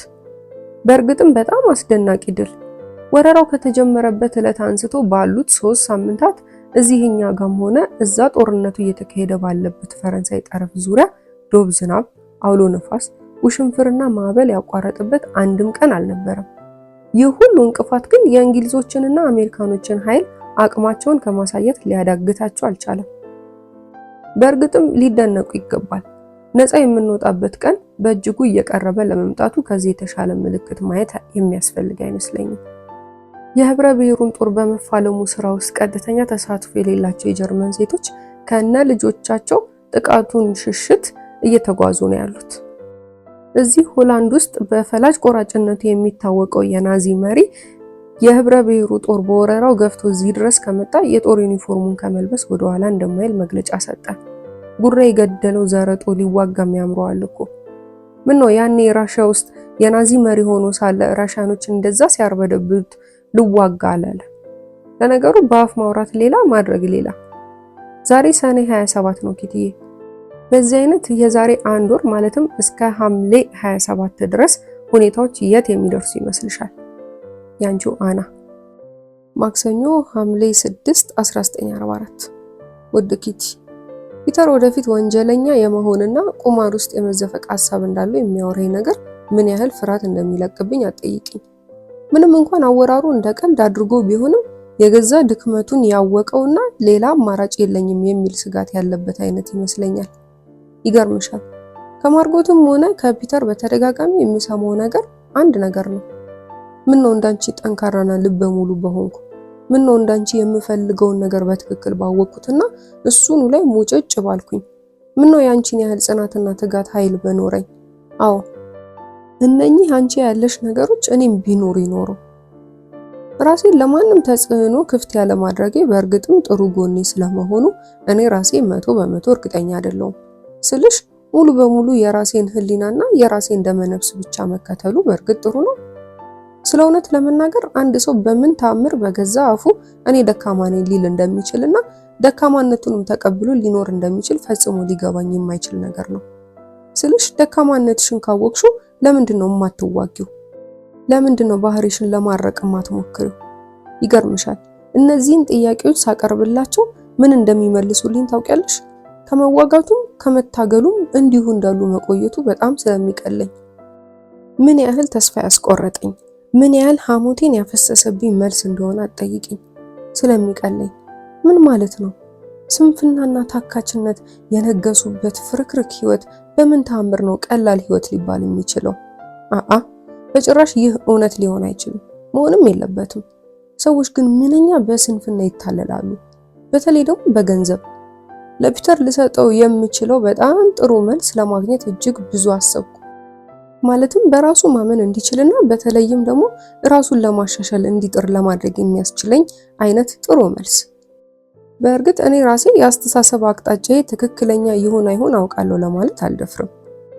እስኪ አስቢው ኪቲ፣ ለምንድን ነው በአንድ በኩል ይበልጥ የማውደም አቅማቸው በየዕለቱ እየተራቀቀ የሚሄድ የጦር አውሮፕላኖችና ቦምቦች ያለማቋረጥ በገፍ የሚመረቱትና በሌላ በኩል ደግሞ በዚህ የወደሙ ከተሞች በአስቸኳይ መልሶ የመገንባት የሚያስችሉ ተገጣጣሚ የህንፃ አካላትን ጎን ለጎን የሚመረቱት? መጀመሪያ ማውደም፣ መልሶ ደግሞ መገንባት ምን የሚሉት ጨዋታ ነው? አንድ ሙሉ በሙሉ የሚተማመንብሽ ሰው ቢኖርሽ በጣም ደስ የሚል ነገር ነው አይደለም ኪትዬ? ብዙ ጊዜ የምመኘው ነገር ነው ብዬ የደረስኩበት ድምዳሜ ግን አንድ ሰው የሚያስበውን ማሰብ መቻልና ለዚያ ሰው ጥያቄዎች ትክክለኛ መልስ ማግኘት ምንኛ ከባድና አስቸጋሪ እንደሆነ ነው። ትልቁ ችግሬ ደግሞ ቀላልና ገንዘብ የሚባሉት ሁለት ቃላት ለእኔ ጨርሶ እንግዳና ባዕድ መሆናቸው ነው። ምንድነው ቀላል ብሎ ነገር? ምንድነው ገንዘብ ብሎስ ነገር? እኔ እስከሚገባኝ ድረስ ምንም ነገር ቀላል አይደለም። ገንዘብም ለብዙ ሰዎች የሚሰጣቸውን አይነት ትርጉም ሰጥቶኝ አያውቅም። ፒተር በመጠኑም ቢሆን እኔን ድጋፉ ማድረግና እርዳታዬን መሻት እየጀመረ ነው። ይህ ግን ፈጽሞ እንዲሆን የማልፈልገውና መሆንም የሌለበት ነገር ነው። በእርግጥ ራስን ችሎ በገዛ እግር መቆም መቻል ለፒተር አይነቱ ምን ያህል አስቸጋሪ እንደሆነ አውቃለሁ። ግን ደግሞ በሌላ በኩል ካየሹ በደንብ የነቃ ህሊና ከያሽ በኋላ በገዛ እግሮችሽ መቆም መቻል ይበልጡን ይከብዳል። ምክንያቱም በየደረስሽበት የሚጠብቅሽ ግጭት ብቻ ነው። በችግሮችና በግድፈቶች በተሞላ የህይወት ባህር በትክክለኛው አቅጣጫ ለመግጸፍ ስትሞክሪ እጥፍ ድርብ ጉልበት ይጠይቅሻል። ይታይሽ እንግዲህ ማዕበሉ ወደ ሄደበት ሁሉ ያለ ማንገራገር ለመሄድ ጸጥ ብሎ እንደ ግንድ መንሳፈፍ ነው እነ ፒተር ይቀልልኛል የሚሉኝ። ግንድ ከሆንሽ አዎ ሊቀልልሽ ይችላል። ሰው ከሆንሽ ግን ይቸግራል። ማለቂያ በሌለው የሐሳብ ውቅያኖስ ውስጥ እየዋዠኩ ነው። ለበርካታ ቀናት መላ ፍለጋ ናላይን ሳዞር ነው የከረምኩት።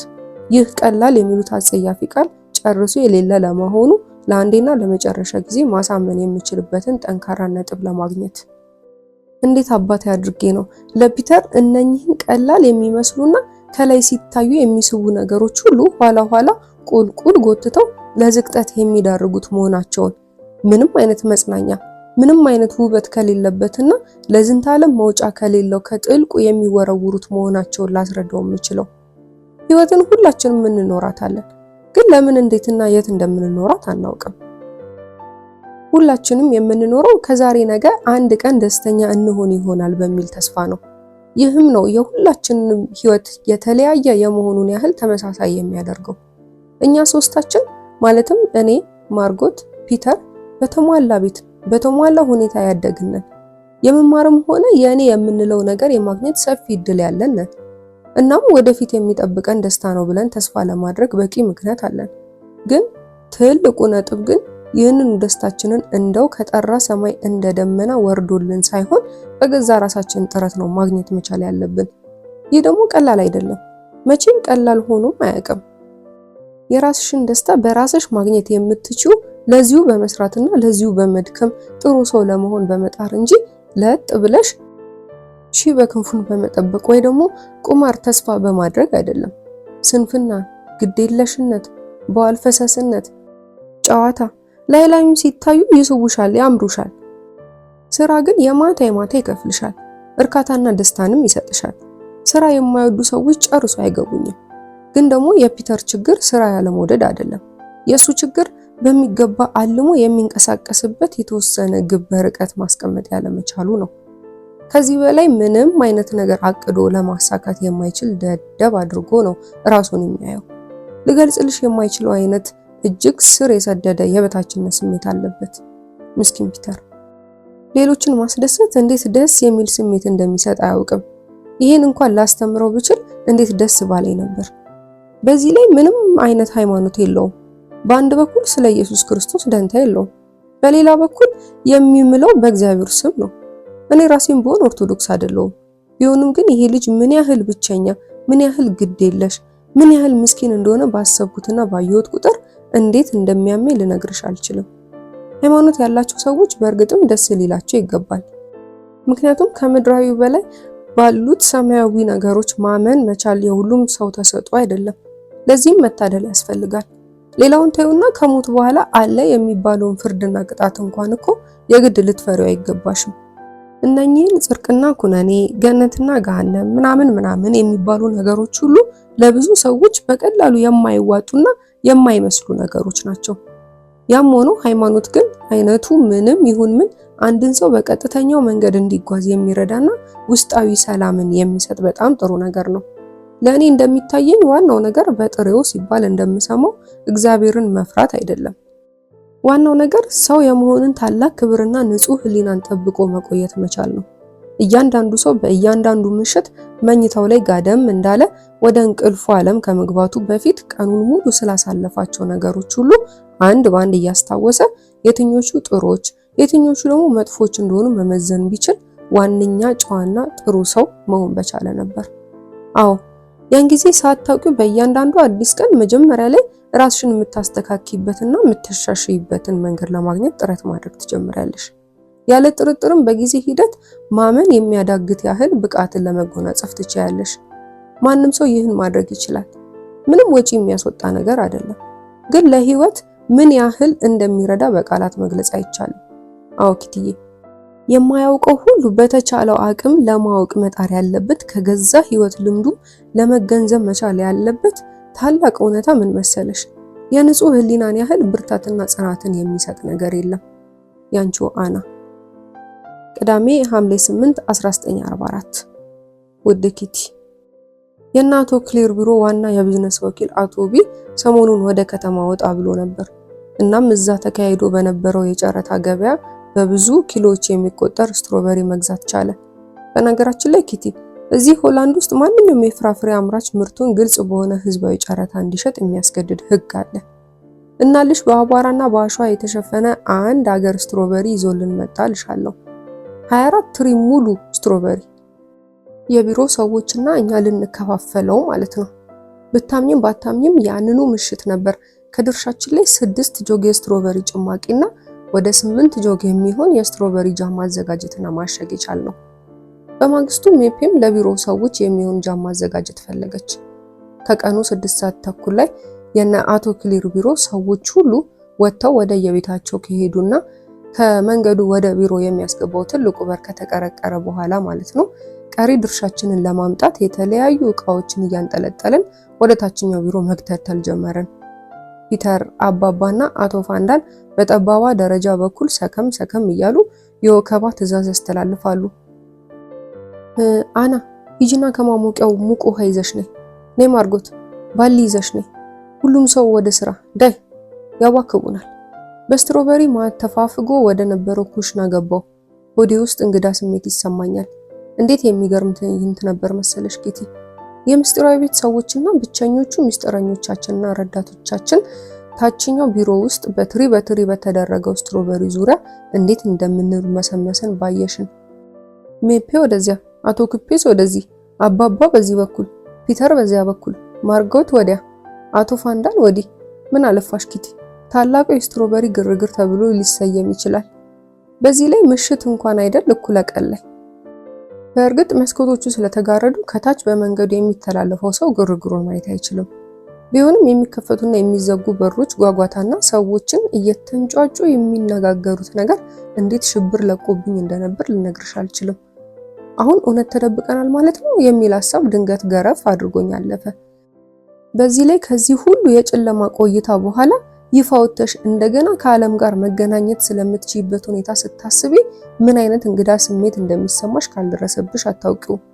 ሙቅ ውሃ እየቀዳውበት የነበረው ኒኬል ሳህን ሞላ። ሳህኑን ብድግ አድርጌ ከቢሮ ወጣውና እንደገና በጠባቧ ደረጃ ወደ ላይ ማለትም ወደ ምስጢራዊ ቤታችን።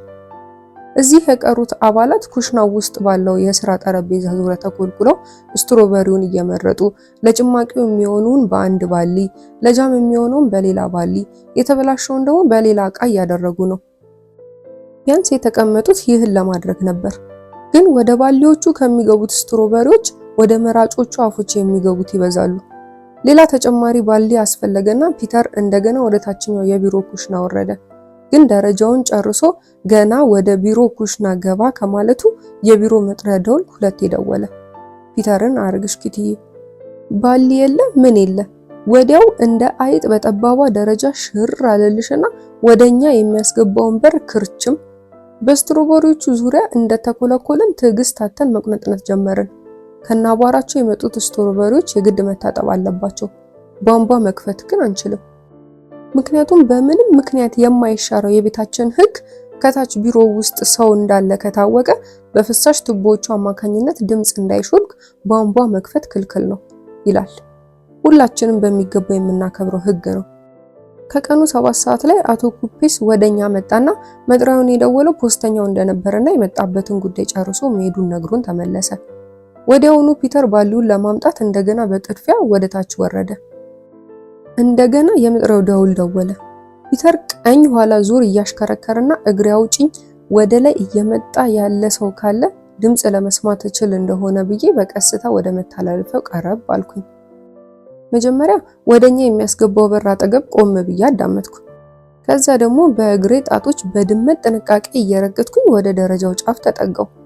በመጨረሻ ፒተርም እኔ እስካለሁበት ድረስ መጣና ልክ እንደ ሁለት ሌቦች ትንፋሻችንን አምቀን አድፍጠን ማዳመጥ ቀጠልን። ምንም አይነት የእንግዳ ሰው ድምጽ አይሰማንም። ፒተር አሁንም ሹክክ እያለ ይበልጥ ወደ ታች ተጠጋ። መሃል ላይ ቆም ብሎ ጥቂት አዳመጥና በሾሹታ ድምጽ ሜፔ ሲል ተጣራ። ምንም መልስ የለም። እንደገና ሜፔ። የፒተር ድምጹ ከታች በሚመጣው የግርግር ድምጽ ተዋጠ። በዝግታ እንቅስቃሴ ይበልጥኑ መጠቃት ጀመረ። ተጠጋ። ኩሽናው በር አጠገብ ደረሰ። ጥቂት ሳዳምጥ ቆየና ዘው ብሎ ኩሽና ውስጥ ገባ። ደረጃው ጫፍ ላይ እንደተቀመጥኩ በተወጠረ ስሜት ቁልቁል እያየው ቆየው። እንዴ ፒተር ምን ታደርጋለህ እዚህ? አካውንታንቱ እኮ መጥቶ እዚህ ነው ያለው። በልቶሎ ወደ ላይ ወጣ። የአቶ ኩፔስ የሹክሹክታ ማስጠንቀቂያ ነበር። ፒተር ቁና እየተነፈሰ ተመልሶ መጣና ተያይዘን ወደ ላይ ወጣን። ወደኛ የሚያስገባውን በር ከረቸምን። በስትሮበሪ በተሞላው ጠረጴዛችን ዙሪያ ተቀምጠን እየተጠባበቅን ሳለን 7 ሰዓት ተኩል ላይ አቶ ክሌር ወደኛ መጣ። ገና ከበሩ እያወራ ነበርና የገባው ድምጹን ስንሰማ ሁላችንም እፎይ አለን። አይዳይ ይሄ ስትሮበሪ የሚባል ነገር መድረሻ አሳጣኝ እኮ ጎበዝ። መኖሪያ ቤቴ እድሜ ለሜፔ ስትሮበሪ በስትሮበሪ ሆኗል። እዚህ ቢሮ ስትሮበሪ በስትሮበሪ፣ ወዲህ ባይ ስትሮበሪ፣ ወዲያ ባይ ስትሮበሪ፣ ቢሸተኝ ስትሮበሪ። ለጉድ እያማረረ ማዕከለኛውን የጋራ ክፍላችንን እያቋረጠ እኛ ተሰብስበን ወዳለንበት ወደ ኩሽናው ሲቃረብ ድምጹ ይሰማናል።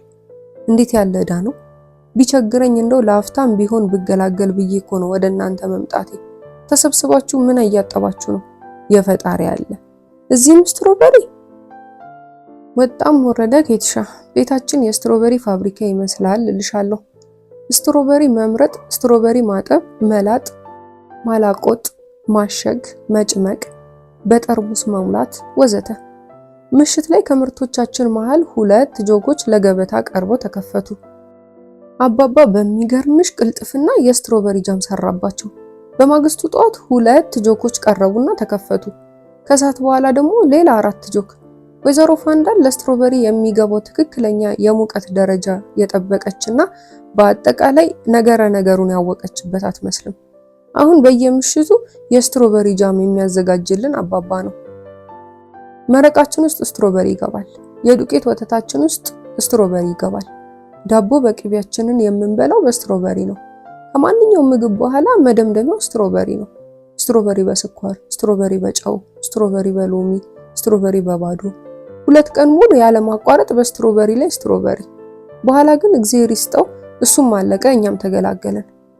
በሚገባ ተቀምሞ በየጠርሙሱና በየጆጉ የታሸገውም በየሳጥኑ ተቆለፈበት።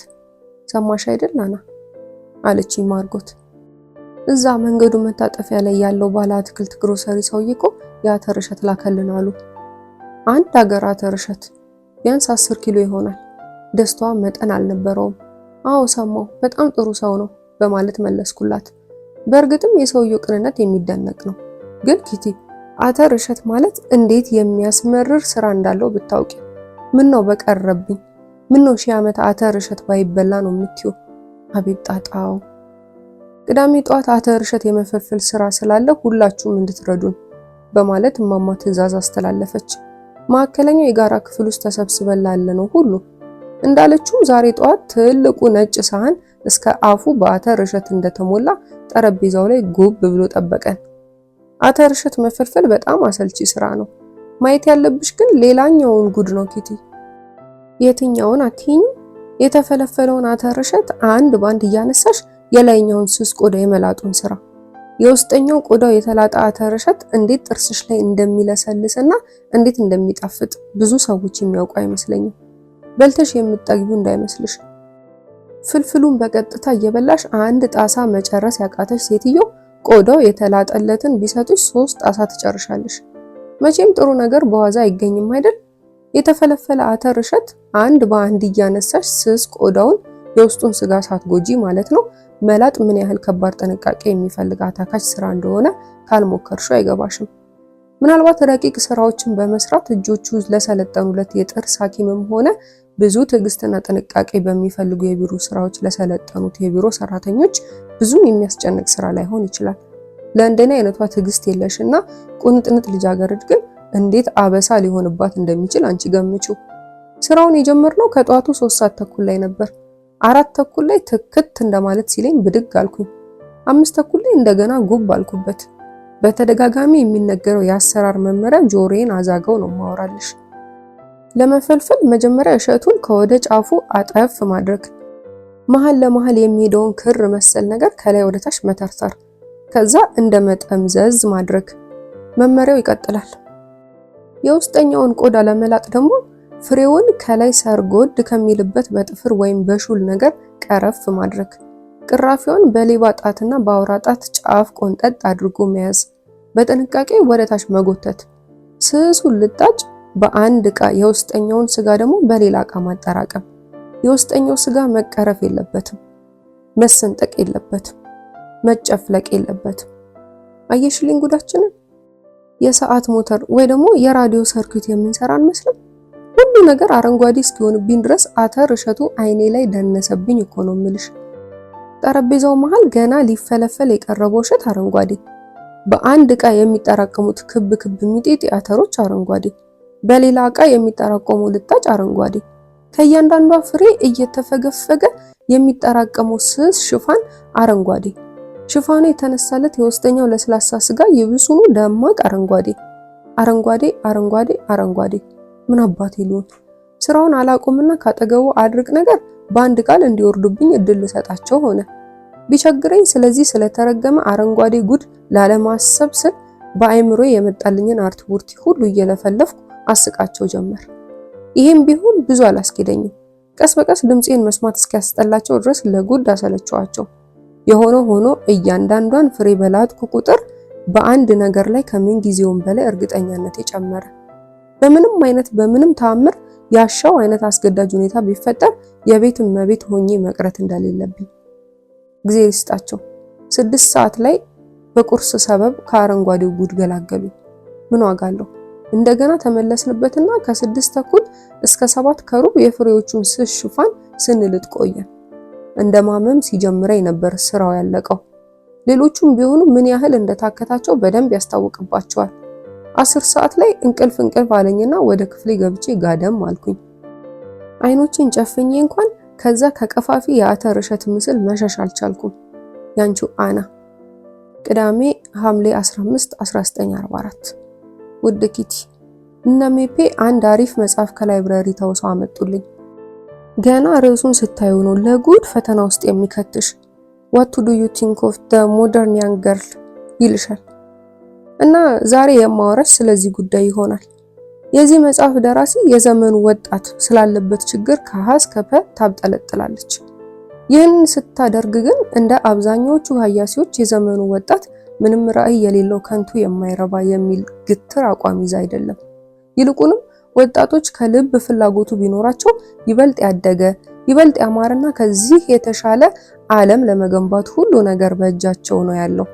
ችግሩ ምንም እርባና በሌለው የዕለት ተዕለት አርቲቡርቲ ራሳቸውን መተብተባቸውና ዋናውን ውበት ማየት ያለመቻላቸው ነው የሚል ጠንካራ አመለካከት ነው ያላት።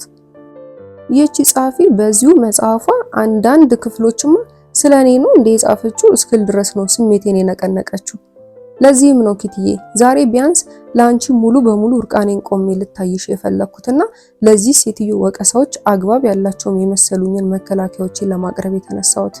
ለጥቂት ጊዜም ቢሆን የሚያውቀኝን ማንንም ሰው ይገርመዋል ብዬ የምገምተው አንድ በጣም የተለየ ባህሪ ውስጥ ያለ፣ ይኸውም ስለ ራሴ ያለኝ እውቀት ነው።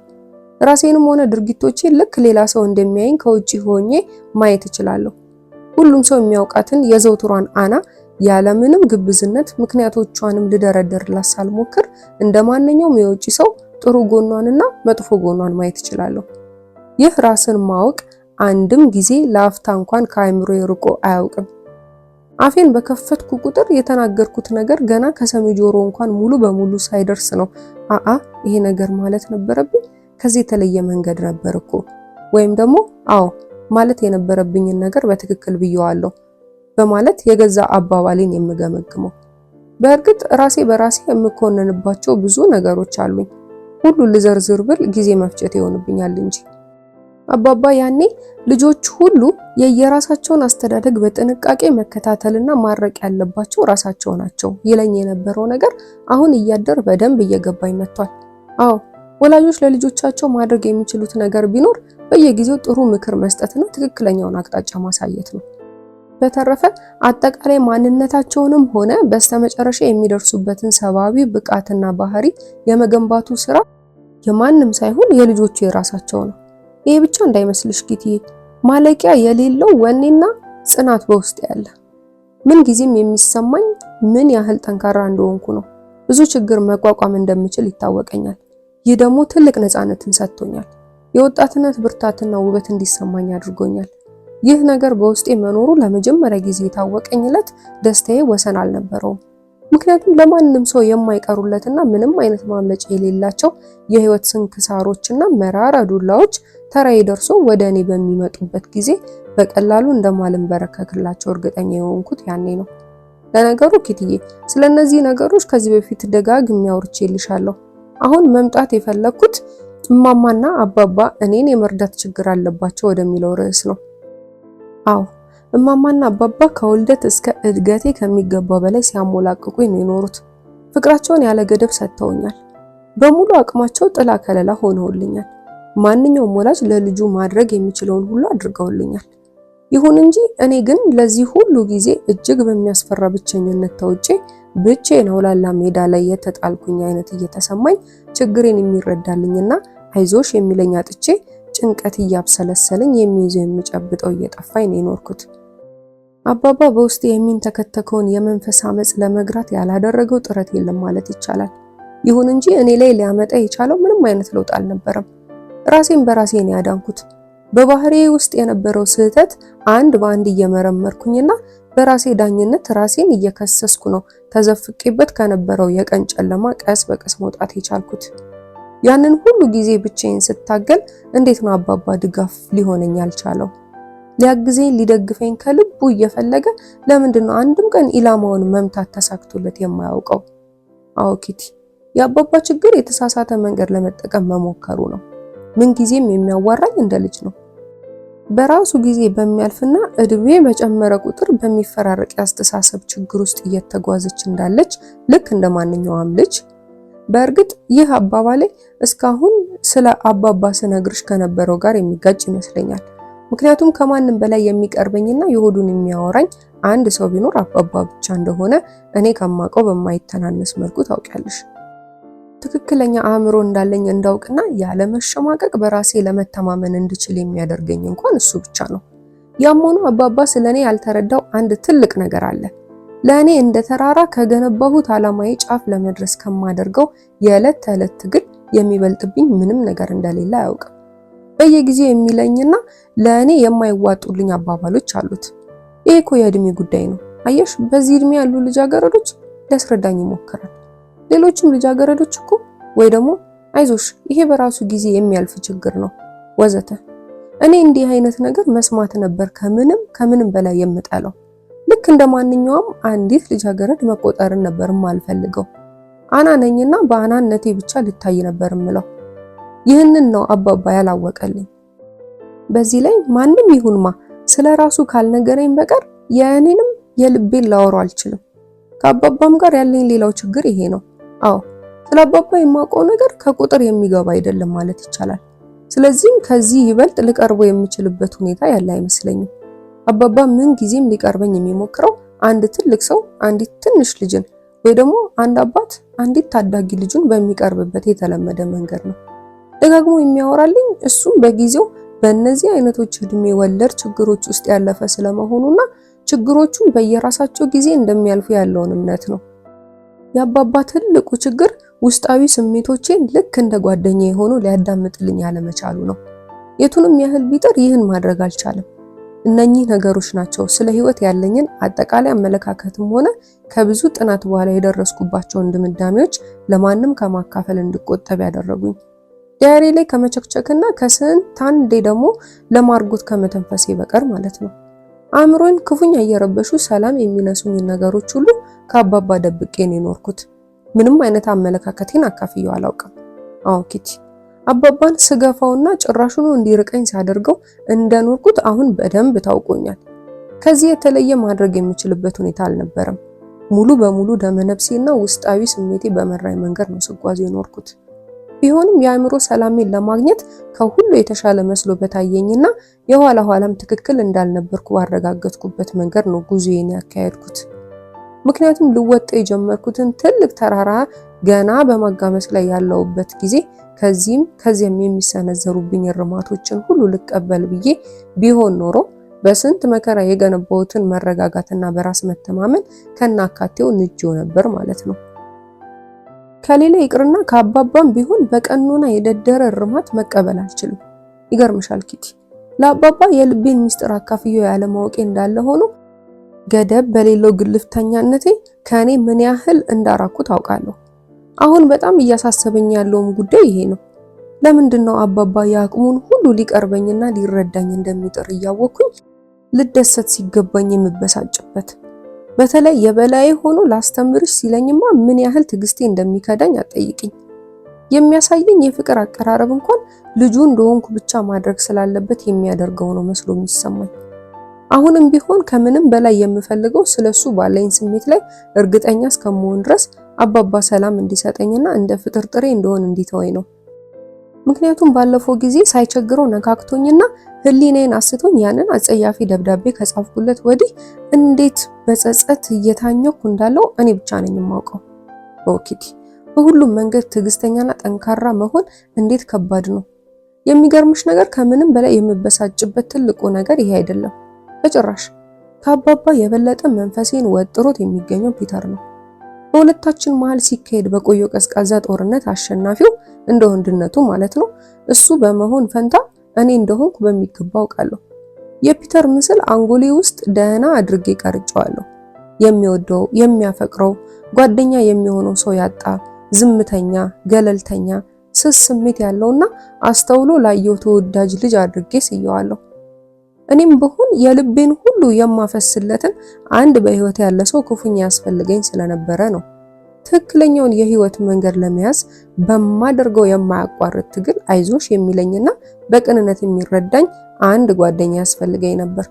የምፈልገውን አገኘው። በዝግታ ግን ምንም በማያጠራጥር ሁኔታ ፒተርን ወደ እኔ ላቀርበውና ጓደኛዬ ላደርገው ቻልኩ። በስተመጨረሻ ግን በሁለታችን መሃል የተፈጠረው ቅርርብ ጥሩ ደረጃ ላይ ካደረስኩት በኋላ ማለት ነው ግንኙነታችን ባሰብኩት አቅጣጫ መሄዱ ቀርቶ ወደ ተራ ጓደኝነት እያደገ መጣልሻ። በኋላ ሳስበው ይህ እንዳይሆን ማድረግ የነበረብኝን ሁሉ እንዳደረኩኝ ገባኝ። ከፒተር ጋር ያላወራነው ያልተካፈልነው የግል ሚስጥር ያለ እንዳይመስልሽ። እኔም ሆንኩ እሱ ለሌላ ለማንም ፍጡር የማንተነፍሳትን ሚስጥራችንን እስከ መለዋወጥ ድረስ ተቀራርበናል። ያም ሆኖ ይኸው እስካሁን ድረስ ልቤንና መንፈሴን አሸፍተውት በነበሩት አሁንም እያሸፈቱት ባሉት በእነዚያ የተፈጥሮ ተአምር በግልጽ በሚታይባቸው የሰውነታችን ክፍሎች ተነካክተን አናውቅም። ይህን ፒተር ብሎ ልጅ ምን አባቴ ማድረግ እንዳለብኝ አሁንም አላውቅም።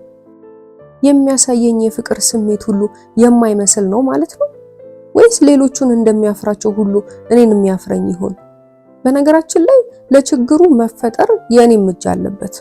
እውነተኛ የፍቅር ጓደኝነት ስሜት ለመፍጠር ከነበረኝ ጠንካራ ፍላጎት የተነሳ አንድ ስህተት ሰርቻለሁ። እኔ በጉጉት እየጠበቅኩትና እሱ እየፈዘዘብኝ ሲያስቸግረኝ አካሄዱን ቀየርኩትና ጓደኝነታችንን በእህትና በወንድምነት አቅጣጫ እንዲዳብር በማድረግ ይበልጥ ልቀርበው ጣርኩ።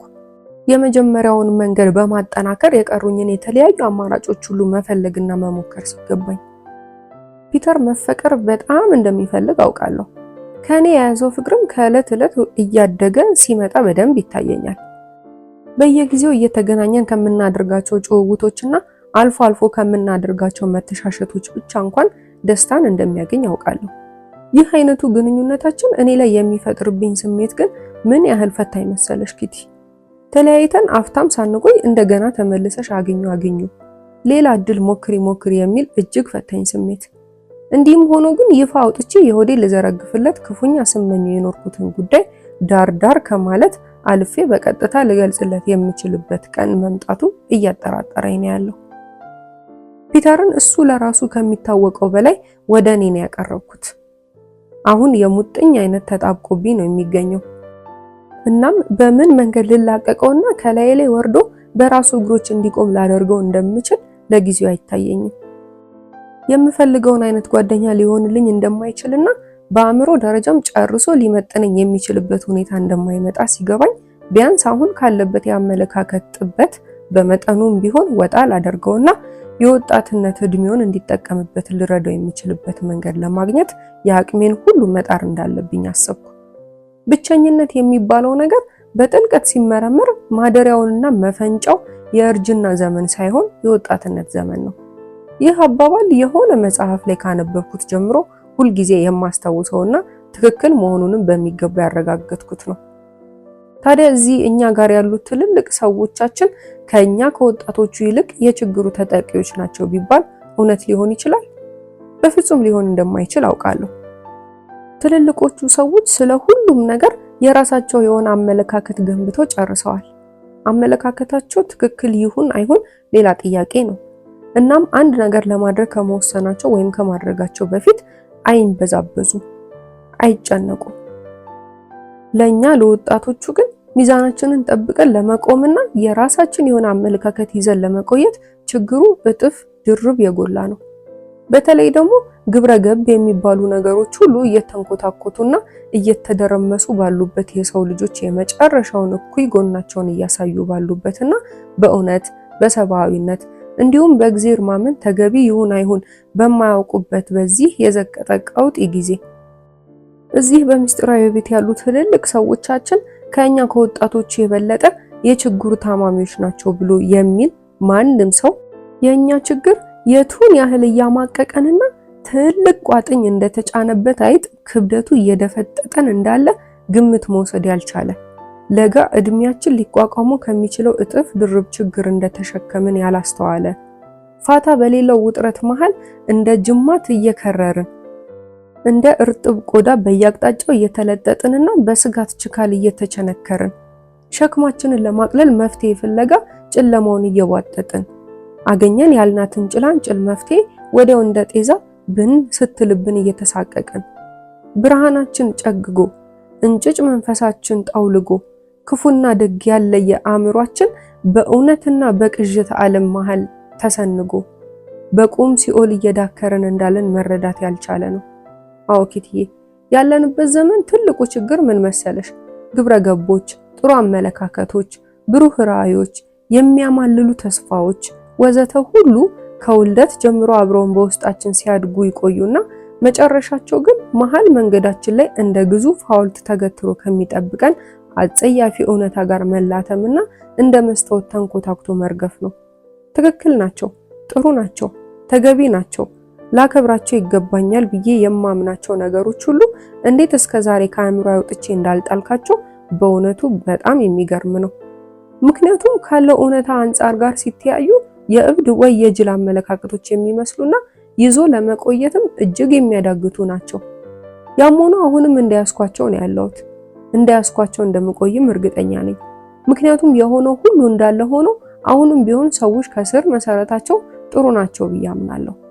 ምስቅልቅል፣ ውዥንብር፣ ሰቆቃና ሞት እንደ ውሃ፣ አሸዋ፣ ሲሚንቶና ድንጋይ ተዋህደው ከነሱ በተሰራ ጥቁር መሰረት ላይ ተስፋዎችን መገንባት ግን ሊዋጥልኝ ሊሆንልኝም አልቻለም።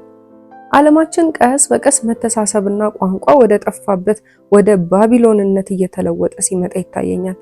ዕለት ተዕለት ወደኛ እየቀረበ ያለውና መጥፊያችንም የሆነው የምጽአት ነጎድጓድ ሲያስገመግም ይሰማኛል። እዚሁ ባለውበት ሆኜ እዚያ ውጪ የቁም አሳራቸውን እየዛቁ ያሉ የሚሊዮኖች ጣዕር በስሜት ይደርሰኛል። ያም ሆኖ ግን ወደ ላይ አንጋጥጬ የልቤን ጥያቄ ወደ ሰማያ ሰማያቱ ስወረውርና ከመንበሩ ካለው ሁሉን አድራጊ ጋር የህሊና ተራክቦ ሳደርግ ሁሉ ነገር እንደገና ጥሩ እንደሚሆን፣ በምድራችን ላይ ያሰፈነው ግፍና ጭካኔም በመጨረሻው እንደሚመጣ፣ ሰላምና ፍቅር እንዲሁም መረጋጋት ተመልሶ የኛ እንደሚሆን ይሰማኛል። እስከዚያው ግን ህሊናዬ ጥሩ ናቸው ብሎ የሚያምንባቸውን ነገሮች ሁሉና ራዕዮቼንም እንዳያስኩኝ የመቆየት ግዴታ አለብኝ። ምክንያቱም ማን ያውቃል፣ ምናልባት እውን ላደርጋቸው የምችልበት አንድ ቀን ይመጣ ይሆናል። ያንቺው አና። አርብ ሐምሌ 21 1944። ውድ ኪቲ፣ ስለ እውነት ለመናገር አሁን ተስፋዬ በደንብ እያንሰራራልኝ ነው። በስተመጨረሻው ነገሮች ሁሉ ጥሩ እየሆኑ ነው። አዎ ኪቲዬ፣ በጣም ጥሩ እየሆኑ ነው። እንደውም ዜና ልንገርሽ፣ ምርጥ ዜና። ሂትለር ላይ የግድያ ሙከራ ተደረገ። በጣም የሚገርምሽ ደግሞ ግድያው የተሞከረው ከእንደዚህ በፊቶቹ በአይሁዶች ኮሙኒስቶች ወይ ደግሞ በእንግሊዝ ካፒታሊስቶች ሳይሆን የራሱ የሂትለር ሰው በሆነና ሰብአዊ ክብሩ ባራቀው በአንድ የጀርመን ጀነራል ነው። ከጀነራልነቱም በላይ የንጉሳውያን ቤተሰቦች ደም ያለው መስፍን ሲሆን በእድሜው ገና ወጣት የነበረ ነው። የሂትለር ህይወት የተረፈው በመለኮታዊ ተአምር ነው ማለት ይቻላል። ያለመሞቱ እንዳይመስልሽ የሚገርመው ከጥቂት ጭረቶችና ብልዞች ያለፈ ችግር አላገኘውም። በጊዜው አብሮት ከነበሩት ጥቂት ኦፊሰሮችና ጀነራሎች እንኳን ከፊሉ ተገለዋል፣ በከፊሉ ደግሞ ክፉኛ ቆስለዋል። እሱ ግን የግድያ ሙከራው ዋና አቀራባሪ በጥይት ተደብድቦ እንዲገደል ተደረገ። ለማንኛውም ይህ ቁልጭ አድርጎ የሚያሳየው ምን መሰለሽ?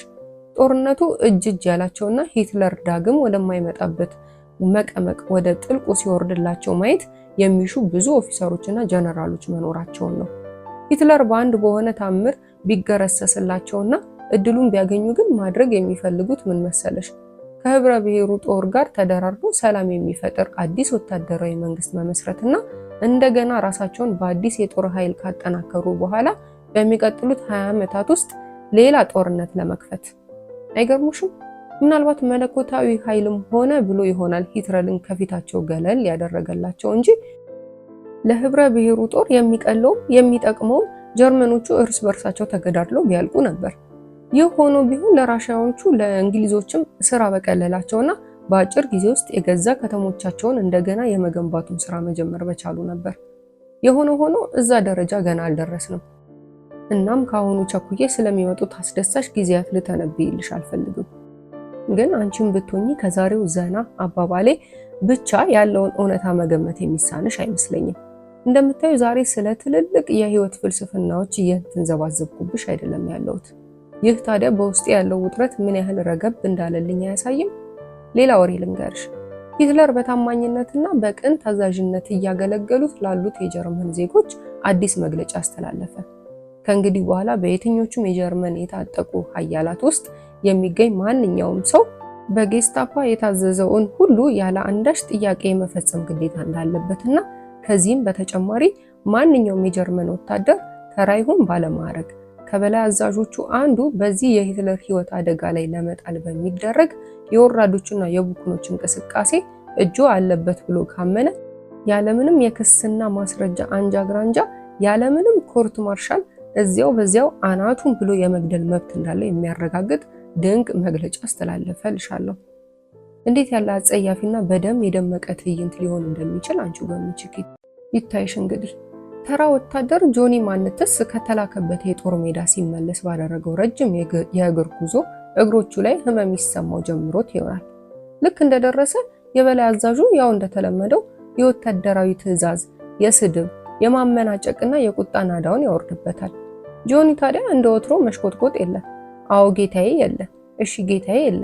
ጠመንጃውን ብድግ አድርጎ ያቀባብልና ጮክ ብሎ አንተ ሂትለራችንን ልትገድል እንደምትፈልግ አውቃለሁ፣ ስለዚህ እንካ ሂሳብን ቡም። ያ ለምድር ለሰማይ የከበደ የሚባል አዛዥ እንደ ዘበት ፍግም ይልልሻላ። ከዚያስ መጨረሻው ምን የሚሆን ይመስልሻል? አንድ አዛዥ በእሱ ስር ካለ ወታደር ጋር ትንሽም ብትሆን ቅራኔ በፈጠረ ቁጥር ወታደርየው በራሱ ምክንያት እንኳን ግንባሩን ቋጠር ባደረገና ፊቱን ገምጨጭ ባለ ቁጥር አዛዥየውን አያርግሻ ኪቲ። አይታይሽም እንዴት ሽንት በሽንት እንደሚሆን? ምን ለማለት እንደፈለኩ በትክክል አገኘሽን ኪቲዬ? ነው ወይስ አራምባና ቆምቦ እየዘለልኩኝ ያደናበርኩሽ? ምን አባቴ ላድርግልሽ ነው? ቢያንስ በሚቀጥለው ጥቅምት ወር በትምህርት ቤቴ አግዳሚ ወንበሮች ላይ እንደገና ልቀመጥ ነው የሚለው የሰሞኑ ተስፋ የፈጠረብኝ የደስታ ስሜት ምክንያታዊ መሆን ከማልችልበት ደረጃ አድርሶ ሊሆን ይችላል። አቤት ግን የኔ ነገር! በምንም ነገር ላይ ከሚገባው በላይ ተስፋ ማድረግ የለብኝም ያልኩሽ እኮ አሁን በቅርቡ ነበር። ይቅርታ አድርግልኝ ኪቲዬ። ምን ላድርግ? ሰዎችም እኮ ትንሿ የቅራኔዎች ከረጢት የሚል ቅጥል ስም ያወጡልኝ ያለ ምክንያት አይደለም። ትንሿ የቅራኔዎች ከረጢት ያንቺው አና።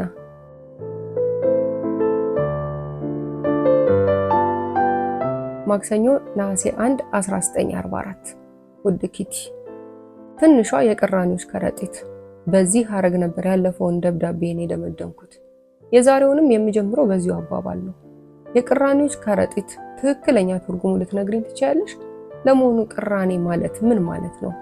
አዎ እንደ አብዛኛዎቹ ቃላት ሁሉ ይሄኛው ሁለት ትርጉም ሊኖረው ይችላል። ከውጪ ያለ ቅራኔና ከውስጥ ያለ ቅራኔ። የመጀመሪያው እንግዲህ ይሄው ተራው ማለትም በቀላሉ ማመንና መስማማት የማትፈልግ ምን ጊዜም አውቃለሁ የምትል እኔ ያልኩት ካልሆነ ሞቼ ይገኛለሁ የምትል ወዘተ የሚሉኝና በአጠቃላይ እኔ እንደ አና የምታወቅባቸውን የማይወዱልኝ ባህሪዎችን ሁሉ መሆኑ ነው። ስለ ሁለተኛው ግን ማንም ምንም ያውቅ የለም ልልሽ እችላለሁ። ይሄኛው የኔ የግል ሚስጥር ነው።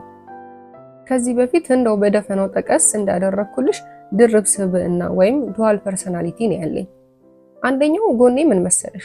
ተግባቢነቴ፣ ተጫዋችነቴ፣ በሁሉም ነገር የምቀልድና የማሾፍ መሆኔ፣ መንፈሰ ንቁነቴ፣ ከሁሉም በላይ ደግሞ ምንም ነገር ላይ አክራሪ ያለ መሆኔና ነገሮችን ሁሉ ቀለል አድርጌ ማየቴ፣ ቢስሙኝ፣ ቢያቅፉኝ፣ ደርቲ ጆክ ቢያወሩልኝ ቅንጣት እንኳን የብሽቀት ስሜት የማይሰጠኝ መሆኑ ሁሉ በዚህ ውስጥ የሚካተቱ ናቸው።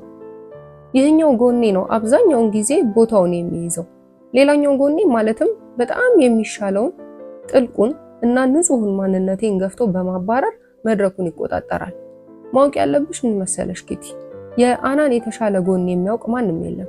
ለዚህም ነው አብዛኛዎቹ ሰዎች ትዕግስት አስጨራሽና አስቸጋሪ የሚመስላቸው። ይገርምሻል፣ ከስንት አንዴ እስቲ ጨከን ልበልና በራሴ ስሜት ውስጥ ልቆይ ብዬ ወስናለሁ። እናም ቢያንስ ለአጭር ጊዜ ሞክረዋለሁ። ለምሳሌ ለግማሽ ቀን ያህል ግምጭጭ ብዬ መቆየት አይቸግረኝም። ሰዎችም እንደምንም ይችሉኛል። ችግሩ ምን መሰለሽ? ሁላቸውም ያችን የለመዷትን አና ስለሚያጧት መሰለኝ ብዙም ሳይቆይ ለጉድ እደብራቸዋለሁ። ምን ነው አይኗን ባላየናት እስከ ማለት የሚደርሱበት ጊዜ አለ ብለሽ ታምኘኛለሽ? እውነቴን ነው የምልሽ። ጥልቅ አስተሳሰብ ላላቸው ለበሰሉ ሰዎች የፍቅር ፊልም የሚሰጣቸውን ስሜት ታውቂዋለሽ? ልክ እንደዛ ነው እኔንም የሚወስዱኝ። አለ አይደል እንደው ለለውጥ ያህል ብለሽ የምትወስጂው ነገር ለአንድ ጊዜ ብቻ የምትደሰችበትና ወዲያው የምትረሺው መጥፎ የማትዩ ግን ደግሞ ጥሩም ልትዩም የማትችው ይህ ነገር ባልነግርሽ ደስ ባለኝ። ግን ደግሞ እውነቱ ይህ እንደሆነ እስካወቅኩ ድረስ ለምንድን ነው የማልነግርሽ? ቀላልና ግልብ የሆነው ጎኔ በጣም ፈጣንና ጫና የመፍጠር ኃይል ያለው ስለሆነ ይበልጥ ጥልቅ የሆነው ጎኔ ሊጋፈጠውና ሊቋቋሙ አይችልም። ለዚህም ነው ምን ጊዜም የበላይ የሚሆነውና ጥሩ ጎኔም መውጫ ቀዳዳ ማግኘት የሚቸገረው። እስከ ዛሬ እንኳን ሰው ሁሉ የሚያውቃትን እቺኛዋን አና ገፍቼ ላባረራት፣ ሽባ ላደርጋት፣ ልደብቃት ምን ያህል እንደጣርኩ ምን ያህል እንደደከም ፈጽሞ ልትገምቹ አትችይም ኪቲ። ምክንያቱም ምን አባቷ ታደርግልኛለች? አና ማለት እኮ እቺ አይደለችም፣ ይቺ ግማሿ ብቻ ናት። ግን ምን ዋጋ አለው? አይሰራም ኪቲ። ለምን እንደማይሰራም አውቃለሁ። በወትሮ ማንነቴ የሚያውቁኝ ሁሉ ሌላ ጎን እንዳለኝ፣ ሌላ የተሻለና የጠራ ማንነት እንዳለኝ አንድ ቀን ቢያውቁስ ብዬ ገና ሳስበው ትልቅ ፍርሃት ጉብ ይልብኛል። የሚስቁብኝ፣ የሚያጣጥሉኝ፣ እንደ ጅል የሚያዩኝ ወይ ደግሞ ቀድሞ ነገር ከልቤ እንደሆነ የማይቀበሉልኝና ጨርሶ የማያምኑኝ ይመስለኛል። ለነገሩ እንደ ጅል መታየትንም ሆነ ያለመታመንን ለምጄዋለሁ። ግን ይህንን የለመደችውና ልትሸከመው የምትችለው ግልቧ አና ብቻ ናት። ለጥልቋ አና ግን ክፉኛ የሚያማት ነገር ነው። አንዳንድ ጊዜ ጥሩዋን አና አስገድጄ ለሩብ ሰዓት ያህል እንኳን ወጣ መድረኩን እንድትይዝ አድርጋትና ግን የሆነ መናገር ያለብኝ ነገር ኖሮ ገና አፌን ከመክፈቴ ሹልክ ትልና ለአና ቁጥር 1 መድረኩን ለቃ የት ትግባ ሳላውቀው እልም ትልብኛለች። ስለዚህ ጥሩዋ አና ከሰዎች ፊት በመሆንባቸው ጊዜያት ሁሉ አትኖርም። ይህ እስከዛሬ ለአንድም ቀን ሆኖ አያውቅም። ብቻዬን ሲሆን ግን የበላይነቱን የምትይዘው እሷ ናት። ያን ጊዜ እንዴት መሆን እንደምፈልግም ሆነ እንዴት ሆኜ እንዳለው በትክክል አውቃለሁ፣ በውስጤ ማለት ነው። ግን ምን ዋጋ አለው? እችኛዋን አና መሆን የምችለው ለኔው ለራሴ ብቻ ነው። በሌሎቹ ፊት ልሆናት አልችልም። ምናልባትም ለዚህ ይሆናል እኔ ከውስጥ ደስተኛ ተፈጥሮ አለኝ የምለውና ሌሎች ሰዎች ደግሞ ከውጪ ደስተኛ ተፈጥሮ ያለኝ የሚመስላቸው። በእርግጥ መንገዴን የምትመራኝ ከውስጥ ያለችው ንጹሃ አና ናት እንጂ ከውጪማ እኔ ማለት ማሰሪያዋን በጥሳ እንዳሻት የምትፈነጭ የፍየል ግልገል አይደለው እንዴ? እንደነገርኩሽ ስለምንም ነገር ቢሆን እውነተኛዎቹን ስሜቶችን ለማንም ትንፍሽ አልልም። በዚህም ነው ወንድ አሳዳጅ፣ ሁሉን አዋቂ ነኝ ባይ፣ የፍቅር ታሪኮች አንባቢና የመሳሰሉት መጠሪያዎችን ለማትረፍ የበቃሁት። ይህ ታዲያ ለተጫዋቿ አና ያስቃታል። በምን ቸገረኝ አይነት ትከሻዋን ትሰብቃለች። ልክ ምንም ደንታ እንደማይሰጣት ትሆናለች። ዝምተኛዋ አና ግን ኦ ኪቲ እሷን አያርግሽ ነው ምልሽ። በውስጥ ሆና የምትሰቃየውን ስቃይ እንዲህ በዋዛ መግለጽ የሚቻል እንዳይመስልሽ። እውነቱን ንገሪኝ ካልሽኝ ይህ ሁኔታ እጅግ በጣም ነው የሚያመኝ። ለዚህም ነው ራሴን ለመለወጥ ባለ በሌላ አቅሜ የምጥረው። ግን ምን ታደርጊዋለሽ? እየታገልኩ ያለሁት የበለጠ ኃይል ካለው ብርቱ ጠላት ጋር ነው። ከውስጤ የሚንሰቀሰቅ ድምጽ አለ። አየሽው አይደል? ይኸው ነው ያንቺ መጨረሻ። በጉረኝነትሽ በአቃቄርነትሽ ሁሉ ሰው ተንኩሰሽ ብቻሽን ቀረሽ። የሚያዝንልሽ የለ፣ የሚወድሽ የለ፣ ገደል ብትገቢ ደንታ ያለው የለ። ለዚህ ሁሉ ምክንያቱ ምንድነው ካልሽ አንቺ ሺህ ጊዜ የምትሻሏ የገዛ ግማሽሽ የምትሰጥሽን ምክር መስማት ያለመቻልሽ ነው። ኦ ኪቲ ምክሯንማ በሰማዋት ደስ ባለኝ፣ ግን ፈጽሞ የማይሰራ ነገር ነው። ዝምተኛ ቁጥብና ኮስታራ ለመሆን እፈልግና ገና ስጀምረው ሁላቸውም ላይ የማየው ስሜት ደግሞ አዲስ ዘፈን አወጣሽ፣ አዲስ ኮሜዲ ጀመርሽ የሚል አይነት ነው። ስለዚህ ወዲያውኑ ለቀልድ ያደረኩት በማስመሰል ተወውና ቁጥር 1ን አሰናብቼ ቦታውን ለአና ቁጥር 2 ለማስረከብ እገደዳለሁ። ምክንያቱም የሌሎቹን ታይና የቤተሰቦችን ሁኔታ መቋቋም አልችልም። ዝምተኛ ለመሆን ስለሞከርኩ ብቻ እንደታመምኩ እርግጠኛ ይሆናሉ። ትኩሳት ይዞኝ እንደሆነ በሚል አንዴ አንገቴን አንዴ ራሴን እየዳበሱ መከራዬን ያሳዩኛል። የሆነ ድርቀት ይዞሽ እንዳይሆን እያሉ በጥያቄ ይወጥሩኛል። ይህ ነው የሚባል ነገር ሳያገኙብኝ ሲቀሩ ደግሞ ያለ ምክንያት እንዲህ ያለ ድብርት ውስጥ መግባትማ ተገቢ አይደለም በሚል ወቀሴ ያስጨንቁኛል። ብቻ ምን አለፋሽ ያሰብኩትን ለመሆንም ሆነ ለማድረግ ምንም አይነት እድል የሚሰጡኝ አይደሉም። ታዲያ ለምን ይህን ያህል እንደሚያተኩሩብኝ ሳስበው ግልፍ ይልብኝና መጀመሪያ በቁጣ አንባርቅባቸዋለሁ። ከዚያ አይከፉ ይከፋኛል። በመጨረሻም ሳልወድ በግዴ ልቤን እንደገና ጠመዝዝና መጥፎዋ አና ወደ ውጪ ወጣ ቦታዋን እንድትይዝ ጥሯ አና ወደ ውስጥ ገብታ እንድትሸምቅ አደርጋለሁ። እናም መሆን እንደምፈልገው ለመሆን የሚያስችለኝን መንገድ ለማግኘት ሌሎች አማራጮችን ማፈላለጌን እቀጥላለሁ። አቤት ኪቲ፣ መሆን እንደምፈልገው መሆን ብችል እንዴት ያለች ውብ አና ይወጣኝ ነበር። ግን ምን ታደርጊዋለሽ? ይቺን ዓለም የሚጋሩ ሌሎች ሰዎች ባይኖሩ ነበራ። ያንቺው አና።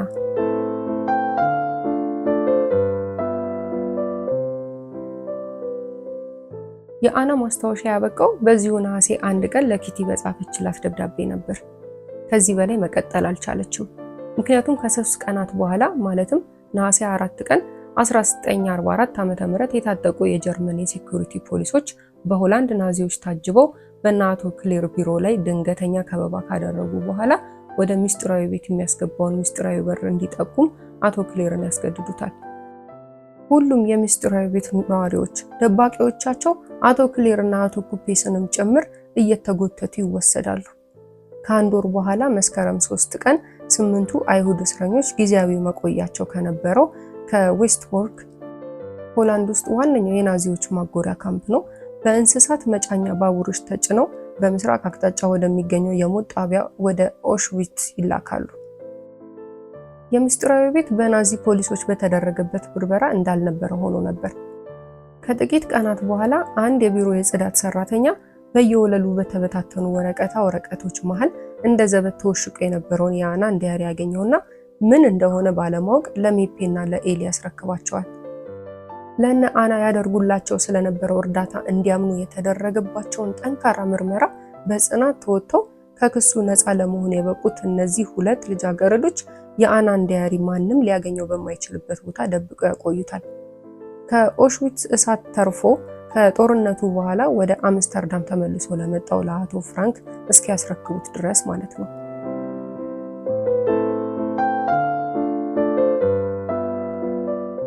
የመጨረሻው ክፍል የምስጢራዊ ቤት ሰዎች ነሐሴ 4 ቀን 1944 ዓ.ም በናዚዎች እጅ ከወደቁ በኋላ መጀመሪያ የተወሰዱት ከአምስተርዳም 120 ኪሎ ሜትር ርቀት ላይ ወደሚገኘውና በመላው ሆላንድ በትልቅነቱ ተወዳዳሪ ወደሌለው ዌስተንቦርግ ወደ ተባለ የናዚዎች የማጎሪያ ካምፕ ነበር። በዚያ ካደረጉት የአንድ ወር ቆይታ በኋላ ደግሞ መስከረም 3 ቀን ማለዳ ላይ ከብቶች በሚጫኑባቸው ባቡሮች እንደ ሰርዲን ታጭቀው 4 ሚሊዮን አይሁዶች በሰው ሰራሽ ምድራዊ ገሃነም ጋይተው አመድ ወደ ሆኑበት ወደ ዝነኛው የሞት ጣቢያ ወደ ኦሽትዊዝ ረጅሙን የ3 ቀናት ጉዞ አደረጉ።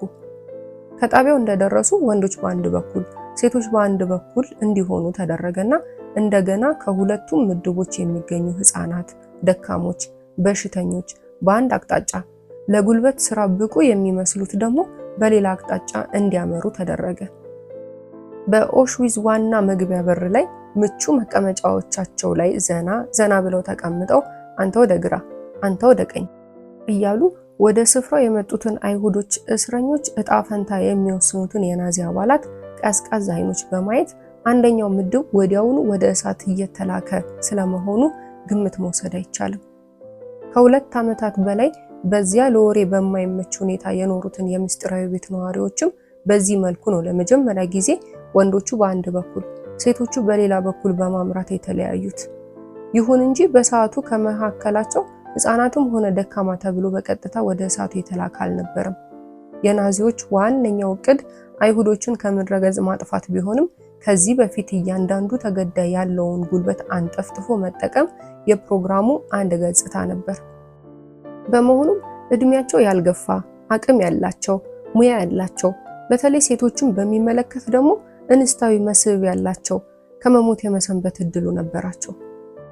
ምክንያቱም በየዕለቱ ወደ የሞት ጣቢያዎቹ የሚጓዙትን ተገዳዮች ቁጥር ጣቢያዎቹ በየቀኑ መግደል ከሚችሉት አቅም በላይ ነበር። የ15 ዓመቷ አና ገና በ13ኛ ዓመቷ ከገባችበትና ከ25 ወራት በላይ ለሚሆን ጊዜ ከማቀቀችበት ከዚያ ጉደኛ ምስጢራዊ ቤት ከነ ቤተሰቦቿ ተገትታ ከወጣች በኋላ ይብሱኑ የከፋ 7 የአሳር ፍዳ ወራት አሳልፋለች። ከኦሽዊትስ እሳት ከተረፉ ጥቂታን አንዷ ስለ አናና ስለ አና ቤተሰቦች ስታወራ የሚገርም ቤተሰብ ነው። እናትየው ወይዘሮ ፍራንክ ለልጆቿ የነበራት ትኩረትና መንሰፍሰፍ ኦሽዊትስ ውስጥ በሌላ በማንም እናት ያልታየ ነበር ማለት እችላለሁ። ሌሎቻችን ሁሉ እነሱን ባየን ቁጥር እዚያ ያለነው የሞት ተራችንን እየጠበቅን መሆኑን እስከ መርሳት እንደርስ ነበር። ወይዘሮ ፍራንክም በጣም የምትገርም እናት ናት። በዚያ ቦታ፣ በዚያ እጥረት፣ በዚያ ረሃብ፣ በስንት መከራ የሚደርስባትን የዳቦ ራሽን እንኳን አንጀቷን አስራ ለልጆቿ ተቆጥብ የነበረች ሴት ናት። በሀገር አማን በየቤታችን ይሄን ማድረግ እንችል ይሆናል። በዚያ ቦታ ግን ይባስ ብለው ደግሞ ልጆቿን ከጎኗ ነጥለው እኛ ካለንበት ቀጥሎ ወደሚገኘውና እጅግ ቆሻሻ ወደ ሆነው አዳራሽ አዘዋወሩባት። ይህን ጊዜ ነው ወይዘሮ ፍራንክን አለማየት ለተወሰኑ ሰዓታት የምትይዘው የምትጨብጠው ጠፋት። ወዲያው ግን እኛንና እነ አናን የሚለየውን ግድግዳ ባለ በሌላ ኃይሏና ባገኘችው ዕቃ ሁሉ በጥፍሯ ሳይቀር መወርወር ጀመረች። ብዙም ሳይቆይ ቢያንስ ትናንሽ ነገሮችን ማቀበል የሚያስችላት ቀዳዳ ለመሸንቆር ቻለች። በዚያ ቀዳዳ ነበር በየዕለቱ የራሷ ድርሻ የሆነውን ዳቦ ጫፉን እንኳን ሳትነካው የምታቀብላቸው። ከ2 ወራት የኦሽዊትዝ ቆይታ በኋላ አናና ማርጎት ቤርገን ቤልሰን ወደሚባለው ሌላ የሞት ጣቢያ ተዘዋወሩ። ወይዘሮ ፍራንክ ከዚህ በኋላ በህይወት የምትቆይበት ምክንያት ያጣች አይነት እዚያው ኦሽዊትዝ ውስጥ ጥር 6 ቀን 1945 የህይወቷን የመጨረሻ ቅጽበት አይታ አለፈች። ምንም እንኳን ቤርገን ቤልሰን በናዚዎች ከተሰሩት የሞት ካምፖች ሁሉ በጥፋት ደረጃው ረገብ ያለ እንደሆነ የሚታወቅ ቢሆንም አናና ማርጎት ወደዚህ ካምፕ የመጡበት ወቅት እንደ አጋጣሚ ነው ከተባለ ካምፑ በርካታ ሰቆቃዎችን ያስተናገደበት ጊዜ ነበር ማለት ይቻላል። በካምፑ ውስጥ የሚገኙ አዳራሾች ሁሉ ከአቅም በላይ በእስረኞች ተጨናንቀው ነበር። በቦታው ተከስተው የነበሩ ልዩ ልዩ ወረርሽኞች በጊዜው እየተንቀሳቀሰ ከነበረው የሕክምና ግብረ ኃይል አቅም ቁጥጥር ውጪ ነበሩ። በዚህ ላይ ከነ አና ጋር ወደ ቤርገን ቤልሰን የመጡት 3700 ገደማ የሚሆኑ ሴቶች ማስተናገድ የሚችሉ ተጨማሪ አዳራሾች አልነበሩምና በጊዜያዊነት በተወጠሩ ዳሶች ውስጥ ከማፈግ ሌላ አማራጭ አልነበረም። ወቅቱ ደግሞ መላው አውሮፓ በበረዶ የሚሸፈንበትና እንኳንስ የታረዘው የአቅሙን ያህል የተጀባቦነው ስለ ቅዝቃዜው እኝኝ ከማለት የማያመልጥበት ነበር። ይባስ ብሎ እና አና በድንኳን በሰፈሩ በጥቂት ቀናት ውስጥ የተነሳው ድንገተኛ አውሎ ንፋስ ድንኳኖቹን እንዳልነበሩ አደረጋቸው። በወረርሽኙ ላይ ብርድ ተጨመረ። በወቅቱ በቤርገን ቤልሰን ታጉረው ከነበሩ ከ120 ሺህ በላይ እስረኞች ውስጥ ግማሾቹ በየተጋደሙበት ከሰሙ። የካምፑ አስተዳደር ኃላፊዎችም ሆኑ በዙሪያው የተኮለኮሉት ጠባቂዎች የካምፑን ባለሽቦ አጥር አልፎ የሚወጣ እስረኛ ስላለመኖሩ እንጂ ስለ ክረምት አግቢ በየደቂቃው ስለሚረግፉት ሰዎች ቅንጣት ደንታ አልነበራቸውም። የምስጢራዊ ቤተሰቦች በሞት ጣቢያው ውስጥ ቀናቸውን እየጠበቁ በቆዩባቸው ጊዜያት አዋቂዎቹ አባላት በአካልም በመንፈስም ደቀው ነበር። ናዚዎቹ ወደ እሳት ለመማገድ ቅድሚያ የሚሰጡት እጅግ ለተዳከሙት እስረኞች እንደመሆኑ ወደ ጋዝ ቻምበር ለመወርወር የመጀመሪያው የምስጢራዊ ቤተሰብ አቶ ፋንዳን ነበር። አቶ ፍራንክ ራሱ በሚደነቅ የእድል መጠምዘዝ ነበር ከዚህ ዕጣ ያመለጠው። ህዳር ወር ላይ ለሕክምና እዚያው በጣቢያው ሆስፒታል ውስጥ እንዲተኛ መደረጉ። ጥር 27 ቀን 1945 ዓ.ም የሶቪየት ጦር ባደረገው ጥቃት ኦሽዊትዝን ነፃ በወጣበት ሰዓት አቶ ፍራንክ እዚያው ሆስፒታል ውስጥ እንደተኛ ነበር። እንደሱ ከጭፍጨፋው ከተረፉ ጥቂት መሰሎቹ ጋር በነፃ አውጪዎቹ አማካኝነት ኦዴሳ ወደ ተባለው የጥቁር ባህር ወደብ ከተወሰዱ በኋላ እዚያ ይጠብቃቸው የነበረ የኒውዚላንድ መርከብ ደግሞ እስከ ምዕራብ አውሮፓ ሸኛቸው። የነፃ አውጪው ጦር ወደ ኦሽዊትዝ መቃረብ ያሰጋቸው ናዚዎች ስራቸውን የቱንም ያህል ቢያጣድፉ የጣቢያውን እስረኞች ገለው መጨረስ አልቻሉም ነበርና የተረፏቸውን 11000 እስረኞች በዚያ ቁርና በረዶ በእግራቸው እየነዱ ወደ ምዕራብ አቅጣጫ ሸሹ። ከነዚህ መሃል የነበረው ፒተር ከዚህ በኋላ የደረሰበት አልታወቀም። ከእስረኞቹ ገሚሱ በጉዞው ላይ እንደሞቱ ይታወቃል። የፒተር ዕጣ ከዚህ የተለየ እንደማይሆን ብዙዎች ተስማምተውበታል። ወደ ኦዴሳ ተደርጎ በነበረው ጉዞ ላይ ነበር አቶ ፍራንክ ከአንድ ሆላንዳዊ ወዳጁ ስለ ባለቤቱ ስለ ወይዘሮ ፍራንክ ሞት የሰማው። አንድ ቀን በአጋጣሚ ወሬ አንድ በዚሁ ካምፕ ያገኘሁት ሰውዬ አና ፍራንክ እዚህ ስለመኖሯ ነገረኝ ትላለች አንዲት በጊዜው ቤርገን ቤልሰን ካምፕ ውስጥ የነበረች የአና የልጅነት ጓደኛ። በዚህም በዛም ብዬ አና ያለችበት ቦታ የት እንደሆነ በትክክል አጣራው። እኔና እሱ ያለንበት ቦታ ድመት እንኳን በቀላሉ በማይሻገረው እሾሃማ የሽቦ አጥር የተለየ ነበር። ጥቂት ከወዲያ ወዲህ ስንቆራጠጥ ቆየውና ድንገት ሳላስበው አና ፍራንክ ብዬ ተጣራው። ለካስ ከአጥሩ ባሻገር ቆማ የነበረች አንዲት ሴትዮ ሁኔታዬን ሁሉ ትከታተል ነበርና ባለውበት እንድቆይ ምልክት ሰጣኝ። ወደ ድንኳናቸው ገባች። ብዙም ሳይቆይ አንዲት ጉስቁል ያለችና መራመድ እንኳን የተሳናት ልጅ ብቅ አለች። አና ፍራንክ ናት ብዬ ለማመን አቃተኝ። ልክ እንዳየችኝ መንሰክሰክ ጀመረች። ስሜን እስክትጠራኝ ድረስ እሷ መሆኗን እርግጠኛ አልነበርኩም። ቤተሰቦቿ ሁሉ ተጨርሰው ብቻዋን እንደቀረች ነገረችኝ። ማርጎት እንደውም ያቻትልሽ አለችና ከዳሱ ውጪ ጥግ ጥጉን ወደ ተኮለኮሉት ያልተቃጠሉ አስክሬኖች ጠቆመችኝ። ከጦርነቱ በኋላ በህይወት መኖሩን ማረጋገጥ የቻልኩት አባቷ አቶ ፍራንክ እንኳን እንደተገደለ እርግጠኛ ነበረች። አንድ ከአእምሮዬ አልወጣልሽ ያለኝ ነገር አለ ትላለች ይቺው የአና ጓደኛ። ምናልባት በእነዛ በጨቅላነቷ ለሞት ባበቋት አጭርና በሰቆቃ የተሞሉ ቀናት አባቷ በህይወት መኖሩን ማወቅ የምትችልበት እድል አግኝታ ቢሆን ኖሮ የአና መጨረሻ ከዚህ የተለየ ሊሆን ይችል ነበር የሚል እምነት አለኝ። አሁን ግን እንጃ፣ ከያዛት ህመም ማገገም የምትችልም አይመስለኝም። በዚህ ላይ ይኸው እንደምታዩ ልብሴ ላይ ተጣብቆ አልቋል። ብርዱንና ቅዝቃዜውን አልቻልኩትም። በተለይ ጸጉሬን ከላጩኝ በኋላ ከአቅሜ በላይ የሆነብኝ ነው አለችኝ የጥንቷ ጓደኛዬ አና ፍራንክ። መላ ሰውነቴ እርብሽብሽ አለላት። ልክ እንደሷው እዚያው ቤርገን ቤልሰን ውስጥ ያለው ሳይሆን በተሻለ ቦታና የተሻለ ነፃነት ላይ ያለው መሰለኝ። ወደዚህ ቦታ የመጣሁት ከአና በፊት ነው።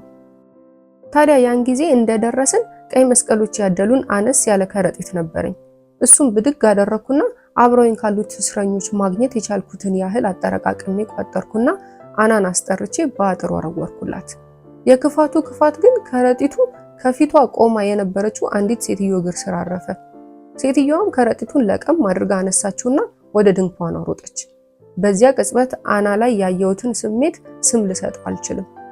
በምልክት ካጽናናዋት በኋላ ልክ እንደዚሁ አድርጌ ሌላ እንደማመጣላት ነገርኳትና እሷም ወደ ድንኳኗ እኔም ወደ አዳራሼ ተመለስን። ቃል በገባሁላት መሰረት ከጥቂት ቀናት በኋላ አንዳንድ ነገሮችን አሰባስቤ ካዘጋጀው በኋላ በአጥሩ ላቀብላት ባስጠራት አና ፍራንክ ብቅ ልትልልኝ አልቻለችም። እናም በመላ የኦሽዊትዝ እስረኞች ዘንድ ታዋቂ ያደረጋትን ያንኑ የማይረግ ወኔና ጽናት በቤርገን ቤልሰን ቆይቷን በሚገባ እንዳሳየች ተመስክሮላታል። በዚያው ዓመት የካቲት ወር ላይ ሁለቱም እህትማማቾች የታይፈስ በሽተኞች ሆኑ። በተደራራቢው ቆጥ መሰል ነገር ላይ ነበር የሚተኙት። ማርጎት ከላይ፣ አና ከስር። አንድ ቀን ማርጎት ከመኝታዋ ለመውረድ ስትሞክር መያዣው ይከዳትና ወለሉ ላይ ተወርቃለች። ክፉኛ መንምና ስለነበረ እዚያው በዚያው ህይወቷ ያልፋል። የእህቷ ሞት አና ላይ ያደረሰባት ነገር ከዚያ በፊት ያሳለፈቻቸው መከራዎች ሁሉ ሊያደርሱባት የተሳናቸውን ነበር። ያ ሁሉ የመንፈስ ጥንካሬዋ፣ ያ ሁሉ ጽናቷ ድንገት ተንኮታኮተ። ከጥቂት ቀናት በኋላ መጋቢት ወር መጀመሪያ ላይ እሷም ለህይወት ኦሜጋዋ በቃች። የሆነው ሁሉ እንዳለ ሆኖ አሁንም ቢሆን ሰዎች ከስር መሰረታቸው ጥሩዎች ናቸው ብዬ አምናለሁ። ተፈጸመ።